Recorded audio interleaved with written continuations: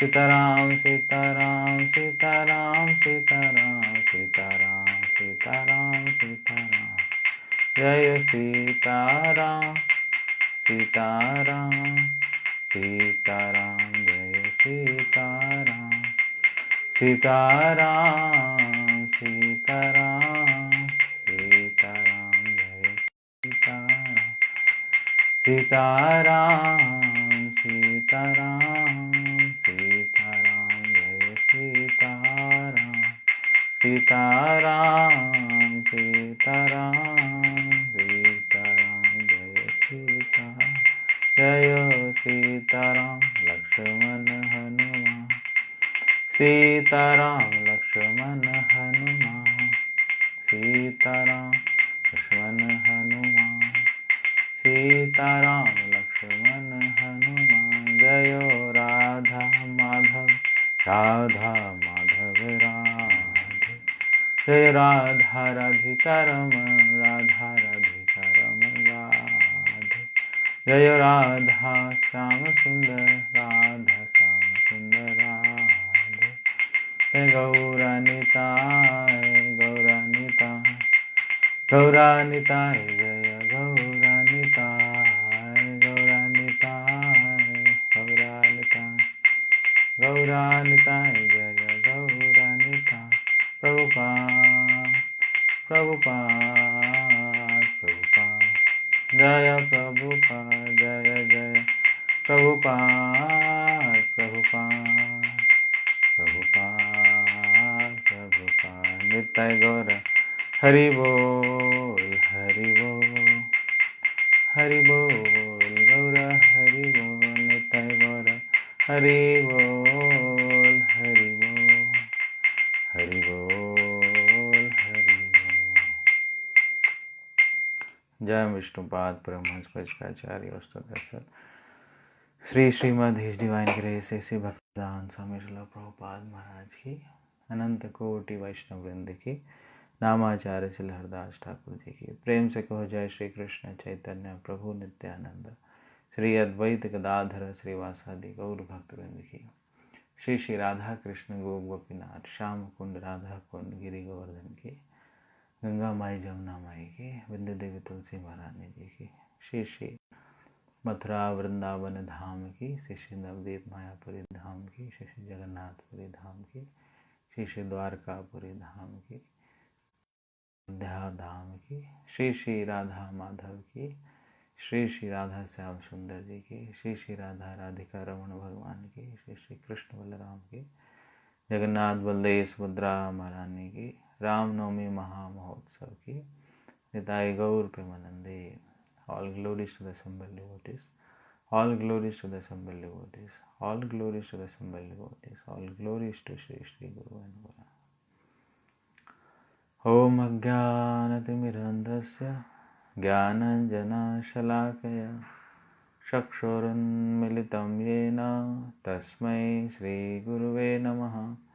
Shri Chaitanya Manobhishtam Sthapitam Yena Bhutale स्वयं रूपः कदा मह्यं ददाति स्वपदान्तिकं वन्देऽहं श्रीगुरु श्रीयुतापदकमलं श्रीगुरून् वैष्णवांश्च श्रीरूपं साग्रजातं सहगण रघुनाथान्वितं तं सजीवं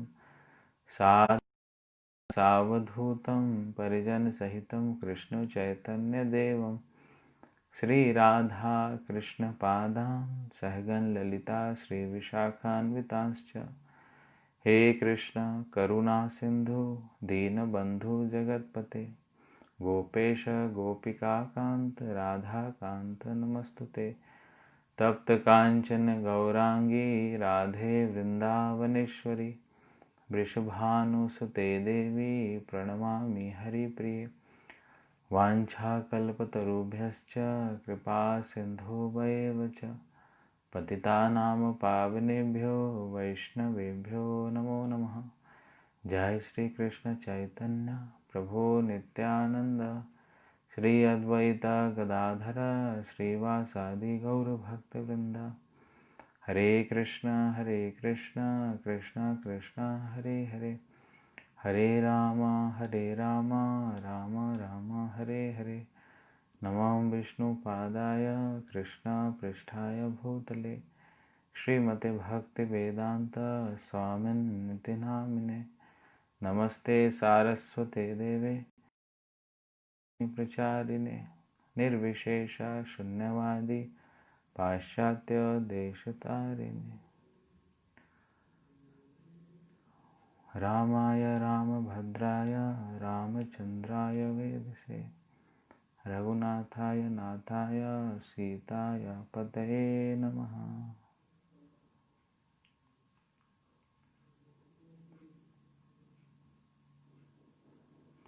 हरे कृष्णा। तो आप सभी का स्वागत है। और आज बहुत ही पावन दिवस है। आज रामनवमी महामहोत्सव है। रामनवमी महामहोत्सव की तो मुझे पूरा विश्वास है कि अपने अपने घरों में ही रामनवमी महामहोत्सव बनाया होगा। और ये ऐसा पहली बार होगा आपके जीवन में ज़्यादातर कि आप मंदिर में ना आकर के अपने घर में ही अपने परिवार के साथ रामनवमी मना रहे हैं। तो भगवान की ऐसी इच्छा है। इससे प्यार कई बार हम यह बोलते भी हैं, जाहि विधि राखे राम ताहि विधि रहिए। सीताराम सीताराम सीताराम कहिए, जाहि विधि राखे राम ताहि विधि रहिए। कि भगवान का नाम का स्मरण करते रहिए, भगवान की भक्ति करते रहिए और जाहि विधि राखे, जैसा जिस स्थिति में जिस परिस्थिति में रहते हैं रखते हैं उसी में हमें संतुष्ट होकर के रहना चाहिए। तो आज जो है एक परफेक्ट एग्जाम्पल, एक परफेक्ट परिस्थिति भगवान ने हम सबके समक्ष उपस्थित की है। किस स्थिति में है, इसी स्थिति में रहिए और भजन कीजिए और घर पे ही बहुत धूमधाम के साथ रामनवमी का उत्सव मनाइए। तो कल हमने चर्चा किया था कि किस प्रकार से दशरथ जी के समक्ष बहुत ही विकट परिस्थिति उत्पन्न कर देती है माता कैकेयी। दशरथ जी पूरी तरह से बांध देती है और वो किम कर्तव्य विमूढ़ हो जाते हैं।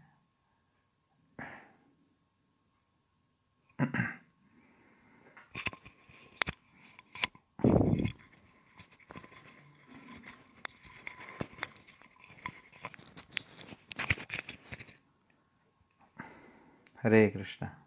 आवाज आ रही है क्लियर सबको?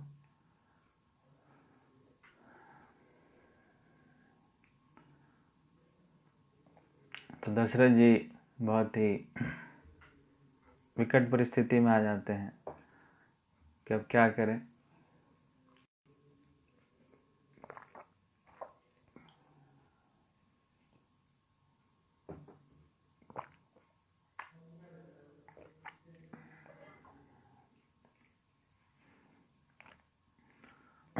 तो बहुत ही विकट परिस्थिति में है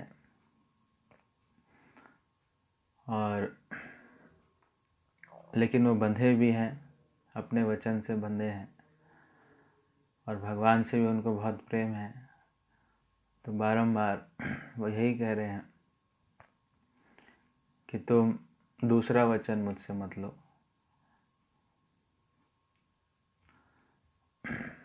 तुम दूसरा वचन मुझसे मत लो, पहला वचन ले लो। भरत का राज्याभिषेक है वो मैं कर देता हूँ, लेकिन राम का वनवास, राम का जो शोभ है, राम का जो विरह है, मुझसे यह सहन नहीं होगा, किसी से भी सहन नहीं होगा। और तुम भी कैसे बदल गई, कैसे तुम्हारे अंदर इतना परिवर्तन आ गया, मुझे कुछ पता नहीं चल रहा। तो राजा दशरथ की बहुत बुरी स्थिति थी और वो अपने आप को संभाल नहीं पा रहे थे, अपने आप को वश में नहीं कर पा रहे थे। भगवान से विरह, भगवान से अलग कैसे वो रह पाएंगे, इसके विषय में वो चिंतन भी नहीं कर पा रहे थे। लेकिन माता कैकेयी एकदम क्रूर हृदय, पत्थर हृदय की हो चुकी थी और वो टस से मस नहीं हो रही थी। और इधर भगवान ने भी पूरी दृढ़ता के साथ मन बना लिया कि अब जो है वनगमन तो करना ही है। तो भगवान के साथ जैसे हमने कल चर्चा किया, जो लक्ष्मण जी और माता सीता ये भी तैयार हो गई और लक्ष्मण जी माता सीता को लेकर के भगवान रथ पर, सुमंत्र जी उनके रथ को चलाने वाले, सुमंत्र जी ने उनको अपने रथ पर बिठाया और फिर वो चलते हैं। लेकिन ख़ास बात है कि कोई भी उनको जाने के लिए नहीं कहता है और सभी ने उनके रोकने का प्रयास किया। लेकिन भगवान जो एक बार ठान लेते हैं वो फिर पीछे मुड़ के नहीं देखते हैं। एक बार जो उन्होंने निश्चय कर लिया है उस निश्चय का वो पालन करते हैं। तो भगवान श्री राम को कई लोगों ने रोका कि आप रुक जाओ, यहीं पर आप राज्य कीजिए और इनको हम समझा लेंगे। लेकिन भगवान ने किसी की भी बात नहीं मानी। भगवान पूर्ण रूप से देखने में लग सकता है कि बहुत ही कठोर हृदय को लेकर के, कठोर हृदय का प्रदर्शन करते हुए वो वहाँ से निकले। तो इसी प्रकार से हम देखते हैं प्रसंग में कि चैतन्य महाप्रभु ने भी जब संन्यास धारण किया था तो सभी लोग बहुत रो रहे थे जब उन्होंने संन्यास लिया। तो जो नाई था, नाई भी बहुत रो रहा था। आसपास के जितने लोग थे बहुत ही क्रंदन कर रहे थे कि आप संन्यास मत लो, आपकी जो भी योजना है उन सभी योजना में हम आपका सहयोग करेंगे। लेकिन महाप्रभु ने जब ठान लिया कि संन्यास लेना है, हरि नाम का प्रचार करना है, तो वो पीछे नहीं हटे और बाकी दुनिया बहुत क्रंदन कर रही है, बहुत रो रही है। उसी प्रकार से जब भगवान श्री कृष्ण ब्रज को छोड़ करके मथुरा की तरफ आते हैं तो उस समय भी गोपियाँ उनके रथ को आगे नहीं आने देती है, उनके रथ को रोक लेती हैं, उनके रथ को नहीं जाने देती है। उनके जो घोड़े हैं रथ के, उन घोड़ों को पकड़ लेती है, अक्रूर को नाना प्रकार से गालियाँ देती हैं कि अक्रूर, तुम अक्रूर नहीं हो, तुम क्रूर हो, तुम्हारे अंदर कितनी निर्दयता है, तुम किस प्रकार से हमारा जो प्राण है, हमारे प्राण को तुम हमसे अलग कर रहे हो। और कृष्ण बलराम को बारंबार रोकती हैं, लेकिन कृष्ण बलराम उनको कहते हैं कि नहीं, मैं वापस आऊँगा, थोड़े दिन की बात है, मैं वापस आऊँगा। तो भगवान कई बार इस प्रकार का एक दिखने में लग सकता है कि कठोर कदम उठाते हैं। वैसे ही हम बाद में देखेंगे कि माता सीता को भी वह अबैंडन कर देते हैं। तो कई बार इस प्रकार के प्रसंग से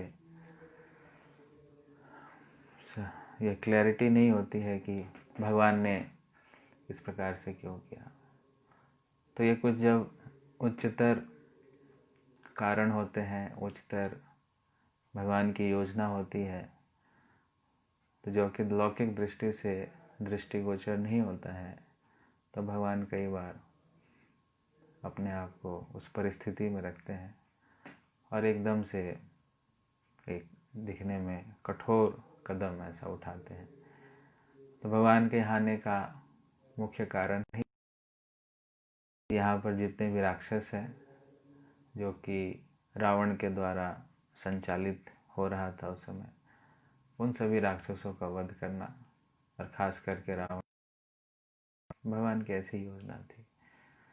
तो इस योजना को फलीभूत करने के लिए भगवान ने पीछे मुड़ के नहीं देखा। उनको दुख हो रहा था, ऐसी बात है कि दुख नहीं हो रहा था, दुख हो रहा है। दशरथ के साथ वियोग का दुख हो रहा है, अपनी माता के साथ वियोग का दुख भी हो रहा है, अपने प्रजा के साथ वियोग का दुख भी हो रहा है। ऐसी बात नहीं है कि दुख नहीं होता है, लेकिन उस दुख के पीछे जो हायर कॉज है, जो हायर प्रिंसिपल है, फिर उसको देखा जाता है कि किसको फुलफिल किया जाए।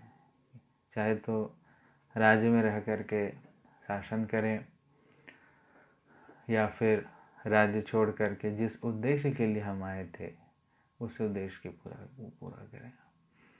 तो यह बहुत बड़ी शिक्षा भगवान श्री राम के माध्यम से हम सबको प्राप्त होती है कि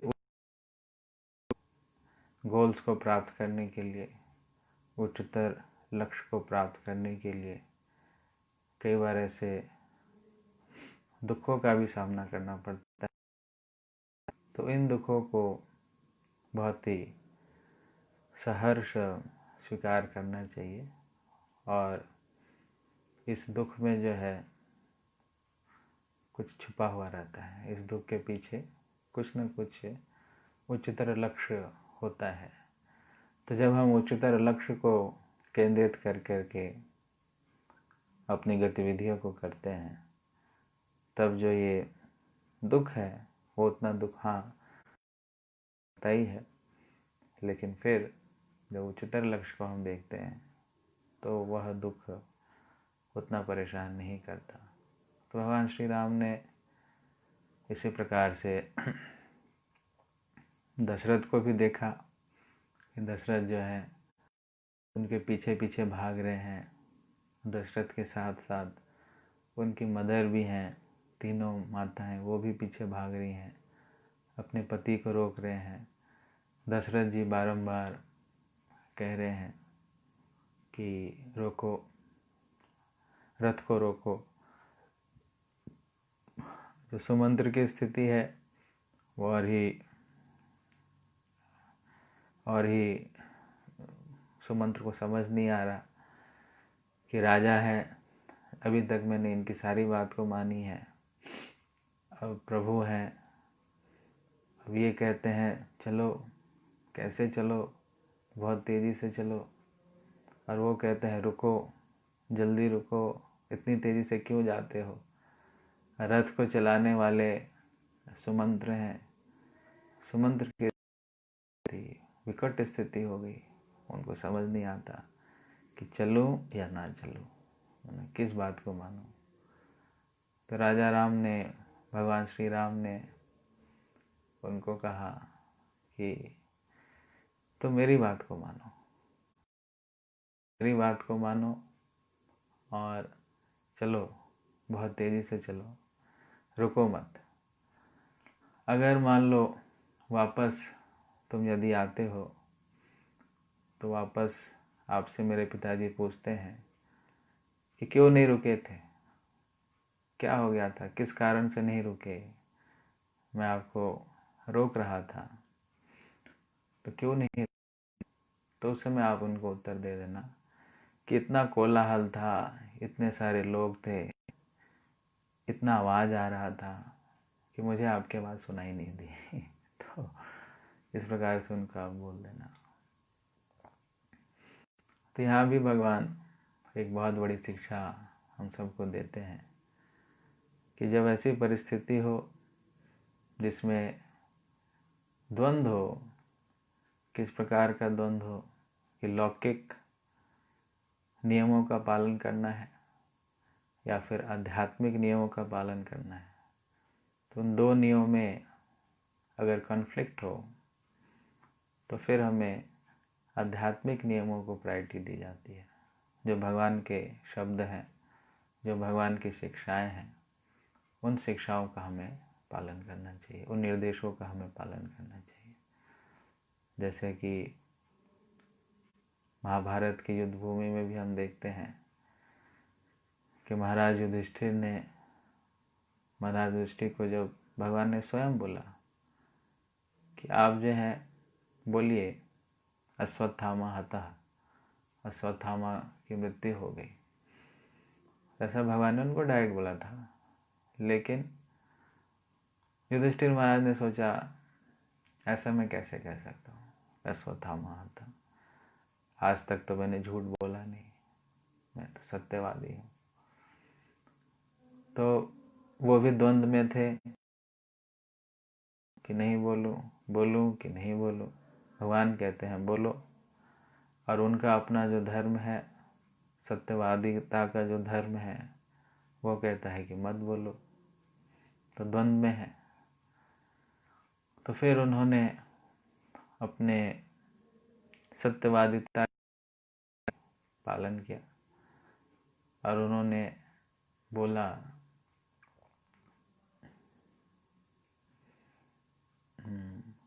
तभी जो प्रश्न आ रहे हैं, आप प्रश्नों को लास्ट में पूछ सकते हैं। अभी कथा को सुन लीजिए, अपने अपने कॉपी में प्रश्न लिख लीजिए, अभी कोई प्रश्न ना पूछें बीच में। तो युधिष्ठिर महाराज जो हैं वो द्वंद्व में थे, लेकिन अंत में वह अपनी ही सत्यवादिता के धर्म को उन्होंने चयन किया और उन्होंने बोल दिया अश्वत्थामा हतः नरो वा कुंजरो, कि अश्वत्थामा की मृत्यु हुई, नरो वा कुंजरो, नर की नहीं कुंजर की हाथी की। भगवान को पता था ये फंसेगा, अपने ही हैबिट से फंसेगा, तो इसलिए उन्होंने चतुराई के साथ शंख बजा दिया ताकि किसी को भी यह सुनाई ना दे कि उन्होंने नरो वा कुंजरो कुछ ऐसा बोला है। अश्वत्थामा हतः, बस यह पूरा डिक्लेयर हो गया। और युधिष्ठिर जी तो कभी भी अपने आप कभी भी झूठ नहीं बोलते हैं, तो ऐसा बोल करके द्रोणाचार्य जी ने अपना धनुष बाण वहाँ छोड़ दिया। कहने का मतलब है कि जब हमारा द्वंद्व होता है कि किसको प्रायोरिटी दें, आध्यात्मिकता को प्रायोरिटी दें या फिर सोशल कस्टम्स को प्रायोरिटी दें, किसको प्रायोरिटी दें, तो भगवान यहाँ पर शिक्षा दे रहे हैं कि प्रायोरिटी देना चाहिए। जब भगवान का निर्देश है, उस निर्देश को हमें प्रायोरिटी देना चाहिए। वो हमारी फर्स्ट प्रायोरिटी, स्पिरिचुअल प्रायोरिटी हमारी फर्स्ट है, बाद में लौकिक प्रायोरिटीज़ है। लौकिक प्रायोरिटीज़ के चक्र में फंस करके हमें आध्यात्मिकता को बलि देना चाहिए। लौकिक प्रायोरिटीज़ को हमें इस प्रकार से रखना चाहिए ताकि वो हमें सपोर्ट करे स्पिरिचुअल एक्टिविटीज़ में। अगर लौकिक प्रायोरिटीज़ हमारी स्पिरिचुअल एक्टिविटीज़ को सपोर्ट नहीं करती है, तब हम उन लौकिक प्रायोरिटीज़ को, लोकल जो कोड्स एंड कंडक्ट्स हैं, उसको हम छोड़ सकते हैं। चैतन्य महाप्रभु ने यही करके दिखाया। चैतन्य महाप्रभु गृहस्थ में थे, गृहस्थ में रह के ही उनके प्रचार उन्हें आरंभ कर दिया था, लेकिन उनके प्रचार को कोई समझ ही नहीं पा रहा था। उनके प्रचार को सब कह रहे थे कि ऐसे ही है, यह जो है गोपी गोपी का नाम लेता है, तो कोई उनको अप्रिशिएट नहीं कर पा रहा था। लेकिन महाप्रभु का आने की जो मुख्य कारण था वो यही था, हरि नाम का प्रचार। तो लौकिक प्रायोरिटीज़, लौकिक जो कोड्स एंड कंडक्ट्स हैं, वह जब बाधक बन गए तो फिर चैतन्य महाप्रभु ने उसको लांघा और फिर स्पिरिचुअल प्रायोरिटीज़ को, स्पिरिचुअल दायित्व को उन्होंने ज़्यादा महत्व दिया। तो इसी प्रकार से यह हम सब के लिए बहुत बड़ी शिक्षा है कि अपने आप को हम इस प्रकार से ना उलझा लें, जो सामाजिक, पारिवारिक और इस प्रकार के जो विधि उन जिम्मेदारियों में इतने उलझ गए कि हमने भक्ति को ही छोड़ दिया, है ना। भक्ति जो हमारा मूल कर्तव्य है उसको ही भूल गए। कई बार ऐसा सुनने में आता है कि लोग इतने उलझ जाते हैं कि अपना मूल प्रकृति, अपना मूल स्वभाव, कृष्ण की भक्ति वो भूल जाते हैं। तो इसलिए जब इस प्रकार का द्वंद्व हो जिसमें अध्यात्म और सामाजिक जिम्मेदारी ये कॉन्फ्लिक्ट करता हो, तो फिर अध्यात्म को प्राथमिकता दी जाती है। जैसा राम ने सुमंत्र के माध्यम से हमें शिक्षा दिया। राम ने बोला कि सुमंत्र, अब मेरी बात को मानो, पिताजी को क्या कहना है मैंने आपको बता दिया है। पिताजी को कहना कि कोलाहल था, मुझे कुछ समझ नहीं आया और यहाँ से चलो। तो इस प्रकार से भगवान श्री राम, लक्ष्मण और सीता सुमंत्र के साथ निकले और उनके पीछे पीछे पूरी जनता निकली। अयोध्यावासी जितने थे सब पीछे पीछे पीछे पीछे पीछे भागते गए। उनके पीछे ब्राह्मणगण भी थे, ब्राह्मणगण भी पीछे भाग रहे थे। तो राम जी को ये अच्छा नहीं लगा कि वो नीचे नीचे भाग रहे हैं, मैं ऊपर ऊपर भाग रहा हूँ, ऊपर ऊपर रथ में जा रहा हूँ। तब उन्होंने फिर रथ को रोका। उन्होंने, क्योंकि ब्राह्मणों का सम्मान करना है, तो फिर वो पैदल ही चलने लगे। तो यह शिक्षा भी भगवान हमें देते हैं कि कोई किसी भी स्थिति में क्यों ना हो, वैष्णवों का सम्मान जो है सदैव करना चाहिए। भगवान ने पूरा आदर किया वैष्णवों का, ब्राह्मणों का सम्मान किया। वो देख रहे हैं वो थक रहे हैं, दौड़ नहीं पा रहे हैं, लेकिन उनकी इच्छा है, दृढ़ इच्छा है कि भगवान रुके। भगवान के वो रोकना चाह रहे थे, इसलिए उनके लिए वह नीचे रथ से उतर गए और फिर उनके साथ ही चलने लगे। तो ऐसा करते करते भगवान तमसा नदी के तट पर पहुँचे। तमसा नदी के तट पर पहुँच करके वहाँ पर रुके और जितने भी अयोध्यावासी थे, अयोध्यावासी भी अपना अपना छोटा छोटा अरेंजमेंट्स करके, अपना शाम का समय हो रहा था, तो जब उन्होंने देखा कि भगवान रुक गए हैं तो वो रुक गए और वहीं पर वो भी विश्राम की तैयारी करने लगे। उन्होंने देखा कि भगवान भी है, वह विश्राम की तैयारी कर रहे हैं। जो उनके साथ हैं सुमंत्र हैं, लक्ष्मण जी हैं, वो किस प्रकार से उनको अरेंज कर रहे हैं, उनके लिए बिछाया है अच्छे से। भगवान को लेटने के लिए कह रहे हैं, सीता माता को लेटने के लिए, सोने के लिए कह रहे हैं, लेकिन सुमंत और लक्ष्मण दोनों जो हैं वो सोते नहीं हैं। सुमंत्र और लक्ष्मण जो हैं वो रात भर भगवान के विषय में चर्चा करते हैं, वो डिस्कशन करते रहते हैं, भगवान के अलग अलग गुणों के विषय में, भगवान के अलग अलग जो लीलाएं हैं उनके विषय में। तो राम कथा वो जो रात्रि भर, तो राम कथा जो है वो आपस में करते हैं और तब तक जितने भी अयोध्यावासी हैं वो अपना आराम से सो जाते हैं और श्री राम और माता सीता भी इस प्रकार से रेस्ट करते हैं। तो बीच में ही भगवान वहाँ उठ खड़े होते हैं और कहते हैं कि यही अच्छा मौका है यहाँ से जाने का, क्योंकि एक बार अगर सुबह हो गया और फिर हम इनके दृष्टि के सामने यहाँ से निकलेंगे तो फिर ये हमें जाने नहीं देंगे। तो इसलिए अभी चलते हैं, रात्रि में चलते हैं, जब ये सारे रेस्ट कर रहे हों तब चलते हैं। तो लक्ष्मण जी, सुमंत्र जी तो तैयार थे, माता सीता को उठाया तो वो भी तैयार थी और फिर सुमंत्र भगवान श्री राम, लक्ष्मण और माता सीता को रथ पर बिठा करके चल देते हैं और श्री राम उनको कहते हैं कि आप हमें ऐसे रास्ते से ले चलो, कभी बीच में पानी में भी ले चलो, कभी जंगलों में भी ले चलो, घुमा फिरा के ले चलो, ताकि ये अगर सुबह उठें तो इनको किसी प्रकार से कुछ पता ही ना चले कि राम किस रास्ते से गए। क्योंकि उनको अगर रास्ते का पता चल गया तो कभी भी वो पीछे पीछे पीछे पीछे आ जाएंगे। तो इसलिए आपको इसी डायरेक्शन में ऐसा ले चलो कि इनको कुछ पता न चले। तो सुमंत्र ने उसी प्रकार से अपने रथ को चलाया और वो निकले।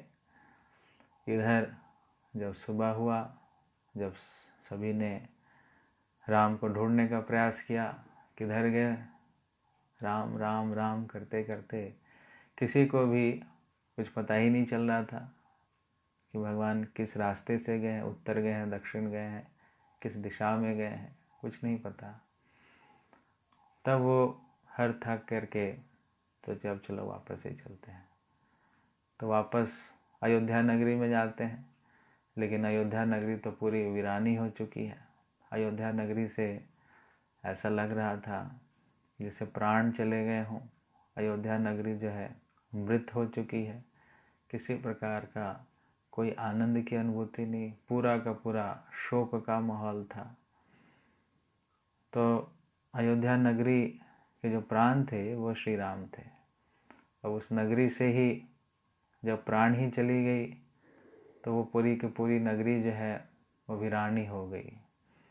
वहाँ पर ऐसा नहीं कि ऑपुलेंस नहीं था, ऑपुलेंसेस काफ़ी थे, सब कुछ था, लेकिन प्राण वहाँ से जा चुका था। जिस प्रकार से एक डेड बॉडी होती है, डेड बॉडी कितना भी आप श्रृंगार कर लीजिए तो जब वो जीवित रहता है तब वो सुंदर लगता है। लेकिन अगर उसमें से अगर प्राण ही निकल जाते हैं तो प्राण निकलने के बाद वो बॉडी कितनी भी सुंदर है उसकी कोई वैल्यू नहीं है। इस प्रकार से एक दिन पहले तो पूरी नगरी को सजाया गया था, पूरी नगरी में इतना उत्सव का माहौल था, सभी ने अपने अपने घरों को इतना सजाया था, दिए जलाए थे, रास्तों में गुलाब जल का छिड़काव किया था। बहुत ही सुंदर तरीके से पूरी नगरी अभी तो सजी थी।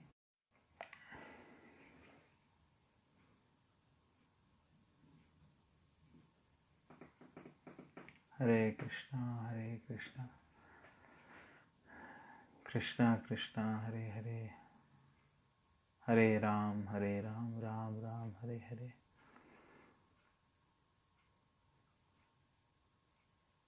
हरे कृष्णा कृष्णा कृष्णा हरे हरे, हरे राम राम राम हरे हरे। तो वहाँ पर जितने भी अयोध्यावासी थे, जो स्त्रियाँ थी, वो सभी के सभी अपने पतियों को उलाहना देने लगे कि आप जो है क्यों आ गए वापस, खाली हाथ क्यों आ गए, आपको प्रभु श्री राम को लेकर के आना चाहिए था, आप इस प्रकार से आए हैं तो इस प्रकार से आने का कोई मतलब नहीं है। इससे अच्छा आप वहीं पर रह जाते, आप उसी स्थान पर रह जाते और बिना भगवान को लिए हुए वापस आपको आने की कोई ज़रूरत नहीं थी। तो इस प्रकार से अयोध्या वासियों का बहुत ही प्रगाढ़ प्रेम था भगवान श्री राम के साथ, और उनके लिए वही जीवन थे, उनके लिए वही प्राण थे, और उनके बिना जीवन जो है उनके लिए मृत्यु के समान था। तो सबकी यही स्थिति थी। ऐसा नहीं है कि सिर्फ राजा दशरथ की ऐसी स्थिति थी या कौशल्या की ऐसी स्थिति थी। वहाँ पे जितने भी लोग थे, स्त्री हैं, पुरुष हैं, बच्चे हैं, पशु हैं, वृक्ष हैं, सभी का बहुत ही विशेष लगाव था भगवान के साथ, और उनका जीवन ही भगवान के लिए था। भगवान के बिना, श्री राम के बिना वो सोच भी नहीं पा रहे थे कि ऐसा भी कोई जीवन हो सकता है, ऐसा भी कोई जीवन जिसमें प्रभु श्री राम नहीं है, ऐसे जीवन की वो कल्पना भी नहीं कर पा रहे थे। तो ये है अयोध्या वासियों का जो प्रेम है भगवान के साथ, भगवान श्री राम के साथ जो उनका प्रेम है वो इस प्रकार से है कि वह चिंतन भी नहीं कर पा रहे हैं, वह सोच भी नहीं पा रहे हैं कि कभी ऐसी भी परिस्थिति होगी जिसमें हमें प्रभु श्री राम के बिना रहना है। वो इस प्रकार से सोच भी नहीं पा रहे हैं। और उनके बिना जो जीवन है वह जीवन का कोई महत्व नहीं है। तो ये धाम वासियों का भाव है ना। तो कई बार हमें से कई भक्त इस प्रकार की इच्छा रखते हैं कि हमें धामवासी बनना है, हमारे जीवन का लक्ष्य जो है वो गोलोक धाम है, हमें गोलोक धाम में जाना है। तो जो धामवासी हैं उनकी योग्यता क्या क्या है, उनकी क्वालिटीज़ क्या क्या हैं, अगर हम इसको समझ जाएं तो बहुत आसानी रहती है। कि उनकी योग्यता देखिए कि राम के बिना एक क्षण भी उनके लिए एक एक युग के समान हो रहा है। वह इस सेपरेशन को, इस विरह को बिल्कुल भी सहन नहीं कर पा रहे हैं। उनको लग रहा है कि क्या हो गया हमारे साथ, ऐसा क्यों हो गया हमारे साथ। और बारंबार सभी जितने भी धामवासी हैं सभी के सभी वह गालियां दे रहे हैं, उल्टे सीधे शब्द कह रहे हैं, किन के लिए रोष कर रहे हैं, रोष व्यक्त कर रहे हैं कैकेयी माता के प्रति कि इसकी वजह से ये सब कुछ हुआ है, सब कुछ कितना अच्छा चल रहा था। तो जैसे 2 दिन पहले हम चर्चा कर रहे थे अटैचमेंट का और द्वेष का, अवर्जन का, राग का और द्वेष का हम डिस्कशन कर रहे थे। तो ये अटैचमेंट है भगवान श्री राम से कि एक क्षण भी भगवान राम के बिना, भगवान के बिना वो जी नहीं पा रहे हैं। उनके लिए एक क्षण जो है विरह हो रहा है। और द्वेष, उनको गुस्सा किनसे आ रहा है? उससे आ रहा है जिसने उनको विलग किया है, जिसने उनको भगवान से विलग किया है, तो उन पर गुस्सा आ रहा है। तो राग और द्वेष का जो एक्चुअल तरीके से इंगेज करना उसी प्रकार से है कि जो भगवान के द्रोही हैं, जो भगवान से विमुख हैं, उनसे जो हमें भगवान से दूर रखते हैं, तो उनसे हम थोड़ा डिस्टेंस बना के रख सकते हैं। या गुस्सा करना भी है तो उनके ऊपर गुस्सा करें, लेकिन अटैचमेंट जो है, अटैचमेंट भगवान श्री राम से रखें। जैसे गोपियाँ थी, तो गोपियाँ भी ब्रह्मा जी को उलाहना दे रही हैं। गोपियाँ क्या कह रही हैं कि भगवान का इतना सुंदर मुखारविंद है और इस मुखारविंद का ऐसा लगता है कि हम दर्शन करते ही रहे। लेकिन ब्रह्मा ने क्या किया हमारे साथ? ब्रह्मा कितना मूर्ख है कि ब्रह्मा ने क्या किया कि एक पलक दे दिया। ये पलक झपकना पड़ता है, तो जो पलक झपकते हैं इसमें हम कृष्ण के दर्शन सही प्रकार से दर्शन नहीं कर पाते हैं। तो ये स्थिति है उस प्रकार के जो धामवासी है, धाम का जो वास करता है, उसकी ये स्थिति है। वह कभी भी भगवान से विरह को, भगवान उनसे अलग है ऐसा वो सोच ही नहीं पाता है। तो धामवासियों की यह स्थिति थी। जितने भी लोग थे वहाँ पर, राजा दशरथ की तो और भी बुरी स्थिति थी। राजा दशरथ बारंबार मूर्छित होते थे, फिर उठते थे, फिर मूर्छित होते थे, फिर उठते थे। तो इस प्रकार से यह चलता रहा। और फिर राजा दशरथ को याद आ गया कि मैंने एक बहुत बड़ा पाप किया था, जिसकी सज़ा आज विधाता मुझे दे रहा है। क्या मैंने पाप किया था? श्रवण कुमार की कथा आती है कि श्रवण कुमार को कैसे, जो कि अपने माता पिता को लेकर के तीर्थ यात्रा में आए थे, और मुझे नया नया शौक़ था उस समय शब्द भेदी बाण चलाने का। मैंने उस समय सीखा था। तो जब मैंने शब्द भेदी बाण चलाया तब श्रवण कुमार की मृत्यु हो गई। तो उनके माता पिता ने हमें श्राप दिया था, मुझे श्राप दिया था कि जिस प्रकार से मैं विरह में, अपने पुत्र के विरह में, अपने पुत्र के वियोग में अपने शरीर का परित्याग कर रहा हूँ, उसी प्रकार से तुम भी अपने पुत्र के विरह में अपना शरीर का परित्याग करोगे। तो ये उनको स्मरण होया और वो समझ गए कि अब मेरे जाने का समय आ चुका है। तो भगवान के वियोग में, भगवान के विरह में उन्होंने राम राम राम राम नाम का कीर्तन करते हुए अपने शरीर का परित्याग किया।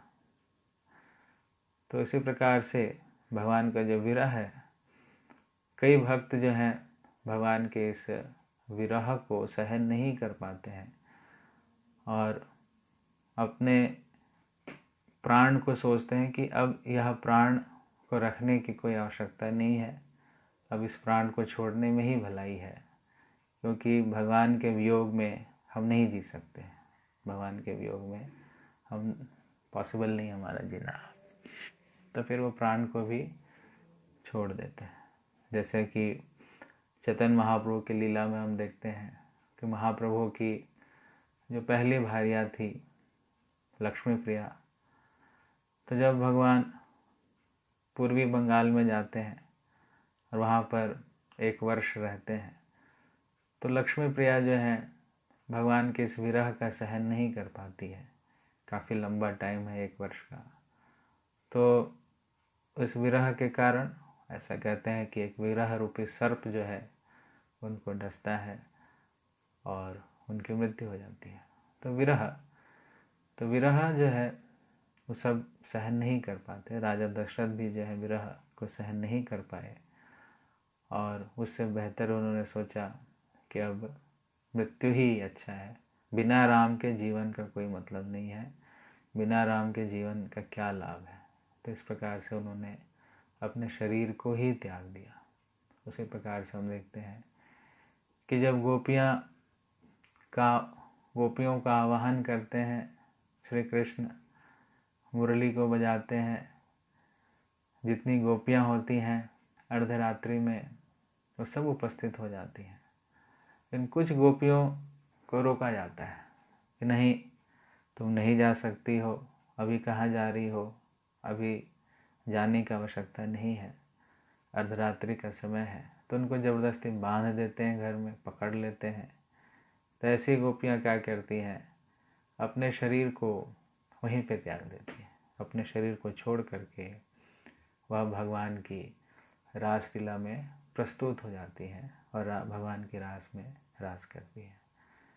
तो यह होता है विरह, इंटेंस डिज़ायर, इंटेंस उनकी लौल्यम कि भगवान से मुझे मिलना है, मुझे भगवान के साथ ही रहना है, मुझे भगवान से विलग होकर के नहीं रहना है।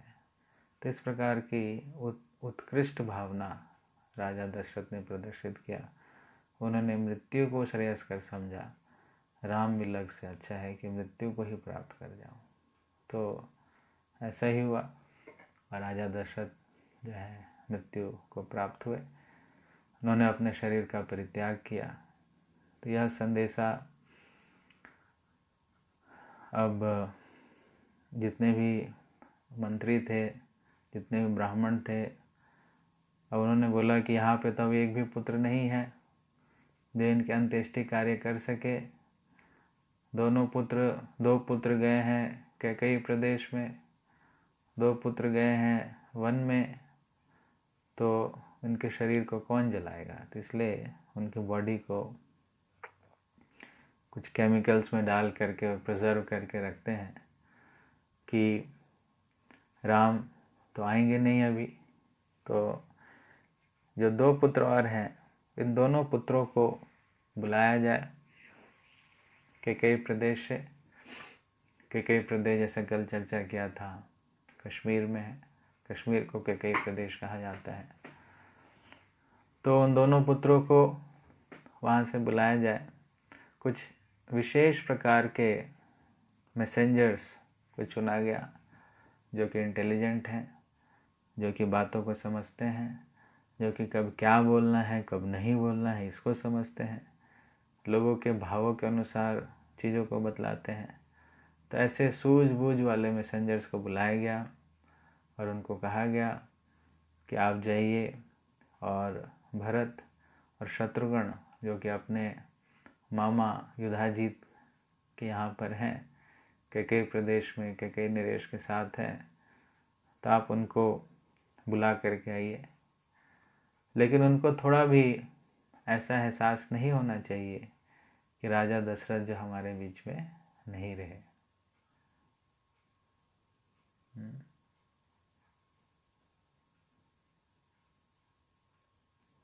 प्रभु जी, नो कट समथिंग रॉन्ग। सबको आवाज़ आ रही है?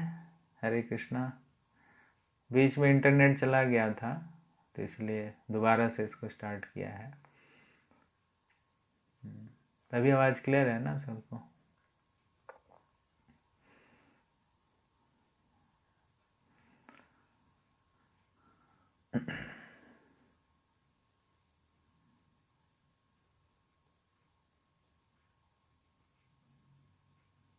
जो देख रहे हैं उनको आवाज़ आ रही है?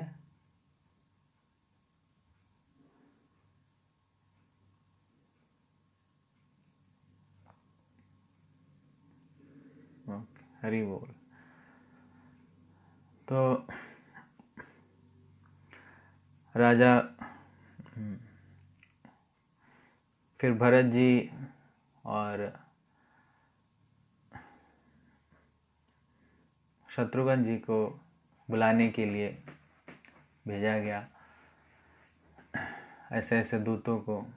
तो उन दूतों ने बड़ी सूझबूझ के साथ उनको बोला कि आपको काफ़ी दिन हो गया है, काफ़ी समय हो गया है और अयोध्या में बहुत सारी चीज़ें हो गई है, तो आप फिर से आइए, देखिए कैसा राज्य चल रहा है, सब कुछ ठीक है कि नहीं है। लेकिन भरत को नाना प्रकार से वैसे स्वप्न आ रहे थे, बुरे स्वप्न आ रहे थे। उनको लग रहा था बारंबार कुछ तो गड़बड़ हुआ है, बारंबार उनके पिताजी के लिए वो अलग अलग बुरे बुरे अमंगलकारी चीज़ों को देख रहे थे। तो जब वो भरत और शत्रुघ्न आए वापस, और आने के बाद जब उन्होंने देखा कि अयोध्या की क्या स्थिति हो गई है और अयोध्या जो है किस तरह से वीराना हो चुका है, अयोध्या पूर्ण रूप से समाप्त हो गया है, इतना हंसता खेलता अयोध्या ऐसे कैसे हो गया है। तो वह बार बार अपने मंत्रियों से पूछ रहे हैं कि क्या बात है, आपने मुझे हमें क्यों बुलाया है, क्या कारण है। कल मंत्रियों ने उनको कुछ नहीं बुलाया, कुछ नहीं बताया। तो ये एक शिक्षा यहाँ भी हमें प्राप्त होती है कि जो भी इनऑस्पिशियस बातें हैं, इन इनऑस्पिशियस बातों को, अमंगलकारी बातों को, अशुभ बातों को हमें उसका ढिंढोरा नहीं पीटना चाहिए, है ना। आप देखेंगे दुनिया में अच्छी अच्छी बातें भी होती हैं, मंगलकारी कार्य भी होते हैं, लेकिन कोई उसको प्रमोट नहीं करता। लेकिन जो अमंगलकारी बातें होती हैं उसका कितना ज़्यादा प्रमोशन है। आप मीडिया उठाइए, प्रिंट मीडिया, सोशल मीडिया, आपको सभी जगह अमंगलकारी चीज़ें ही, अमंगलकारी चीज़ों का ही ढिंढोरा पीटा जाता है। लेकिन पहले ऐसा नहीं था। पहले जो अमंगल बातें थी उसको बहुत ही छुपा करके धीरे धीरे तरीके से उसको शॉक, एकदम से शॉक ना लगे, बहुत एब्जॉर्बर के साथ, शॉक दिया जाता था, जिसको कहते हैं जोर का झटका धीरे से लगे। इस प्रकार से, ऐसा नहीं कि जो धीरे से झटका भी जोर से मारे, है ना। अभी का जो सिस्टम है कलयुग का, धीरे का झटका भी इतने जोर से वो मार देते हैं कि लोग हमेशा परेशान ही रहते हैं, चिंतित ही रहते हैं। लेकिन उस समय इतनी बड़ी बात हो गई थी, राजा दशरथ उनके पिताजी की मृत्यु हो गई, लेकिन फिर भी उन्होंने उस समय नहीं बताया। उनको पता था कि पहली प्रायोरिटी हमारी क्या है कि भरत को किसी प्रकार से राज्य में ले आओ। अगर वहीं पर उनको बता देते, सारी सूचना उनको अगर वहीं पर उसी स्थान पर दे देते, तो हो सकता है कि भरत इसको डाइजेस्ट कर पाए या ना कर पाए, या आत्महत्या कर लें, क्या कर लें कि भैया राम तो वनवास चले गए, दशरथ जी भी चले गए, तब जीने का क्या लाभ, तो अपनी वो सुसाइड कर लें, अपनी आत्महत्या कर लें। तो इसलिए उनको बहुत ही आराम से, बहुत अच्छे से, कुछ भनक भी उनको नहीं लगने दिया कि अयोध्या नगरी में क्या घटना घटी है, कितना बड़ा डिसरप्शन आ चुका है, कितनी बड़ी घटना घटित हो चुकी है। और उन्होंने वेट किया, जब सही समय आएगा, सही परिस्थितियाँ होंगी तो उनको अपने आप सब कुछ पता चल ही जाएगा। तो बुरी खबर ऐसे ही होती है जो पता चल ही जाता है, उसका ढिंढोरा पीटने से वो बहुत ही, ऐसा नहीं कि वो अच्छा हो जाता है। तो इसलिए बुरी घटनाओं को, बुरी घटनाक्रमों को जितना हम दूर रखें, जब बहुत ज़रूरी है और इस प्रकार से, तो उसको भी बहुत ही आराम से, बहुत एब्जॉर्वर के साथ उसको प्रस्तुत करें, ना करके उसको एकदम ढिंढोरा पीटे।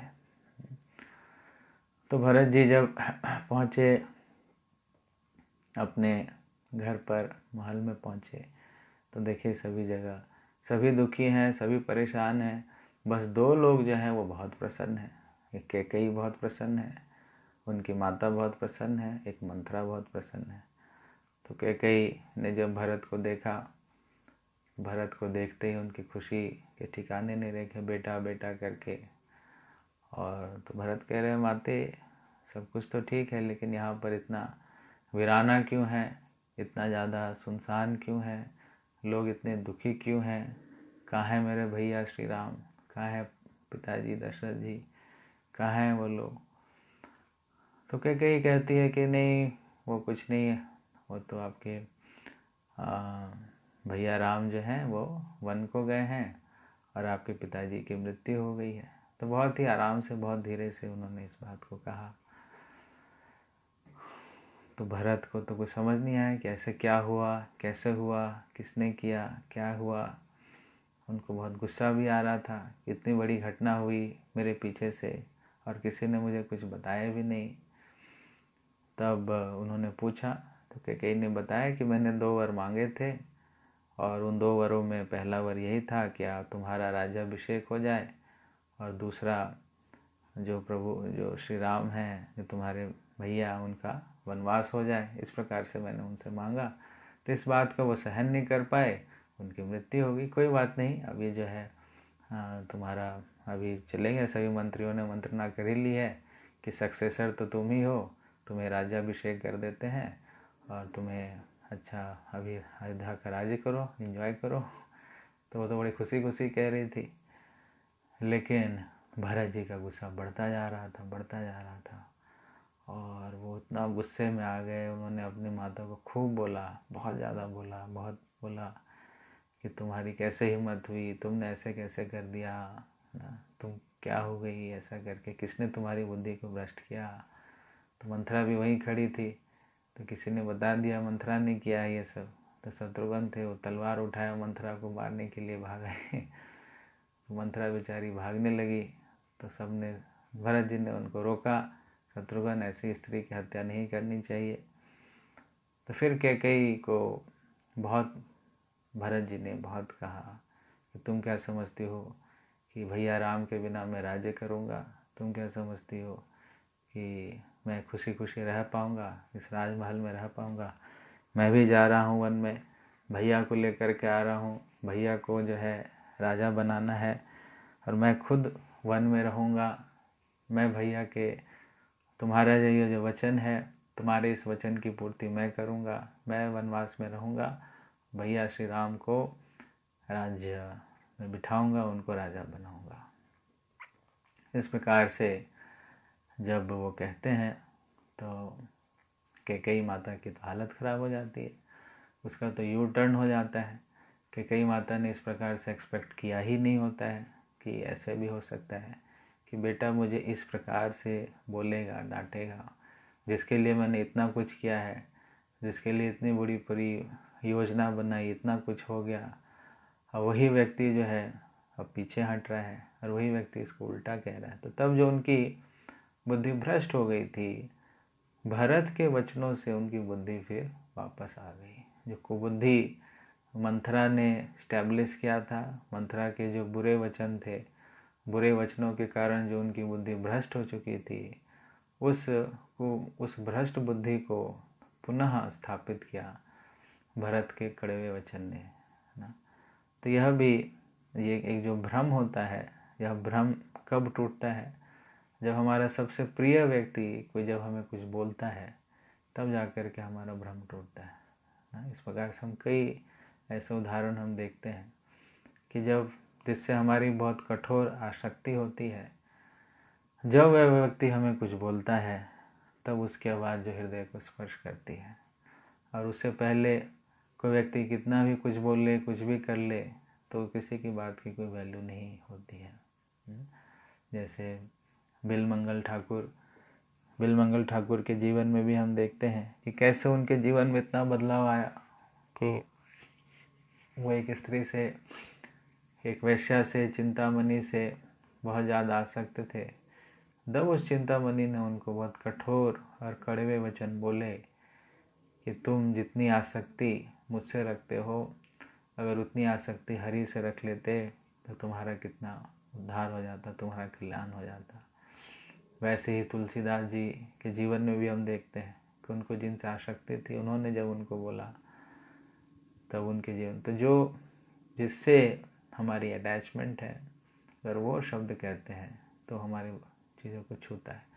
तो अच्छे शब्द, अगर वो अच्छा व्यक्ति हो तो वो हमें अच्छा सलाह देता है, लेकिन अगर कोई वो बुरा व्यक्ति है, उससे हमारी अटैचमेंट हो जाती है, तब भी वो कोई शब्द कहता है, तब भी हमें बहुत छूता है।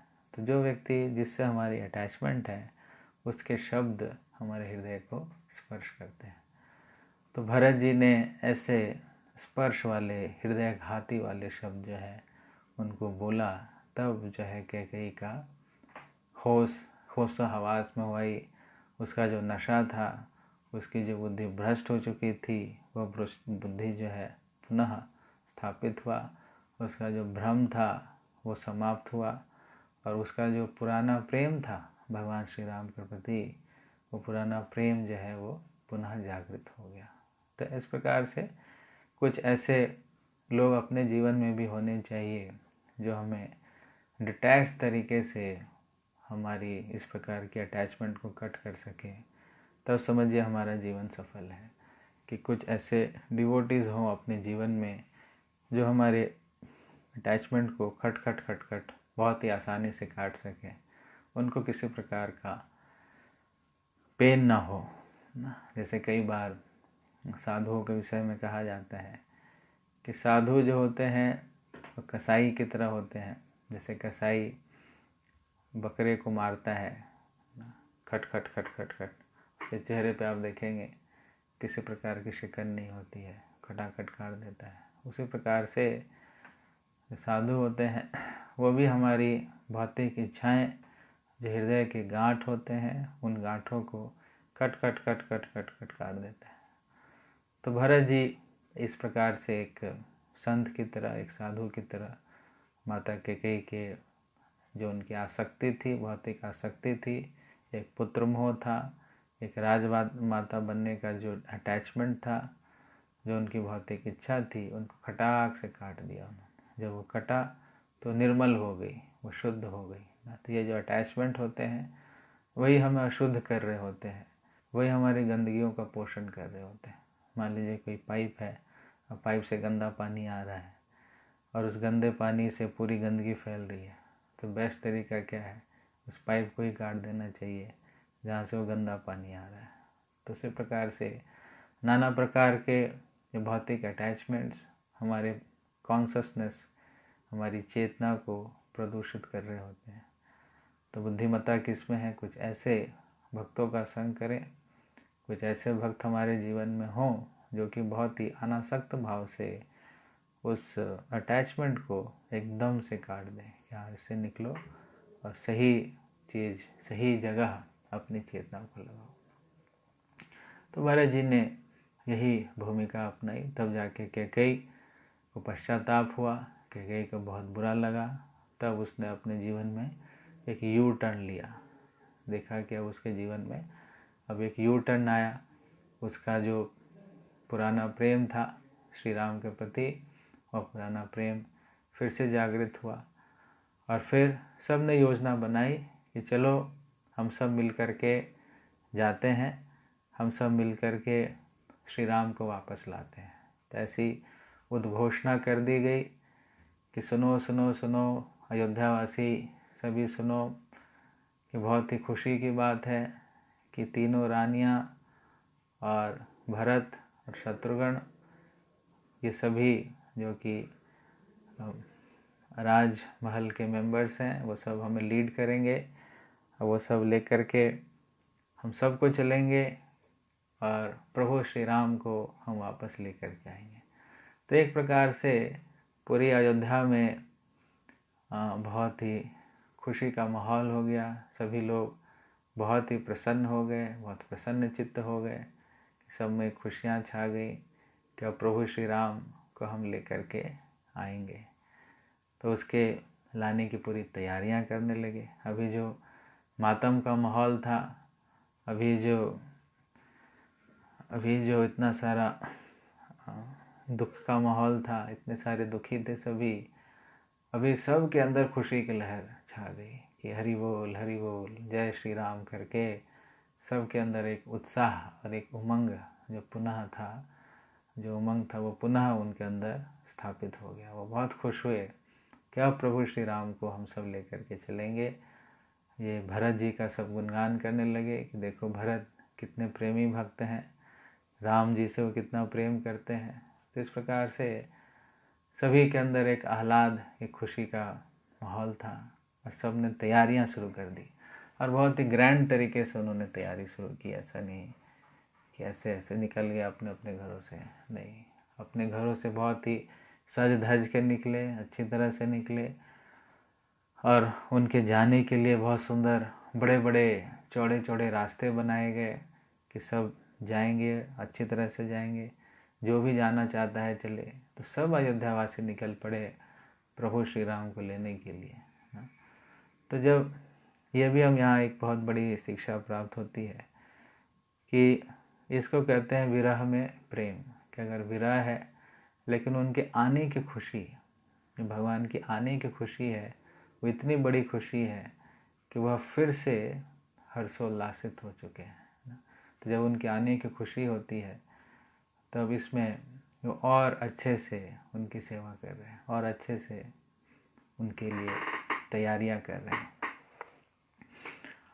तब बड़े ग्रैंड स्केल पर तैयारियां किया गया और सब निकले प्रभु श्री राम को लेने के लिए, गाजे बाजे के साथ निकले, हाथी घोड़ा पालकी सब लेकर के निकले, बहुत आवाज़ मृदंग करताल सब कुछ प्रभु श्री राम का गुणगान करते हुए, कीर्तन करते हुए सब निकले कि अब जो है भैया, अब श्री राम को जो है लेकर ही आना है, खाली हाथ नहीं आना है, उनको लेकर ही आना है। ऐसा उत्साह के साथ सब जो है भगवान को लेने के लिए निकले।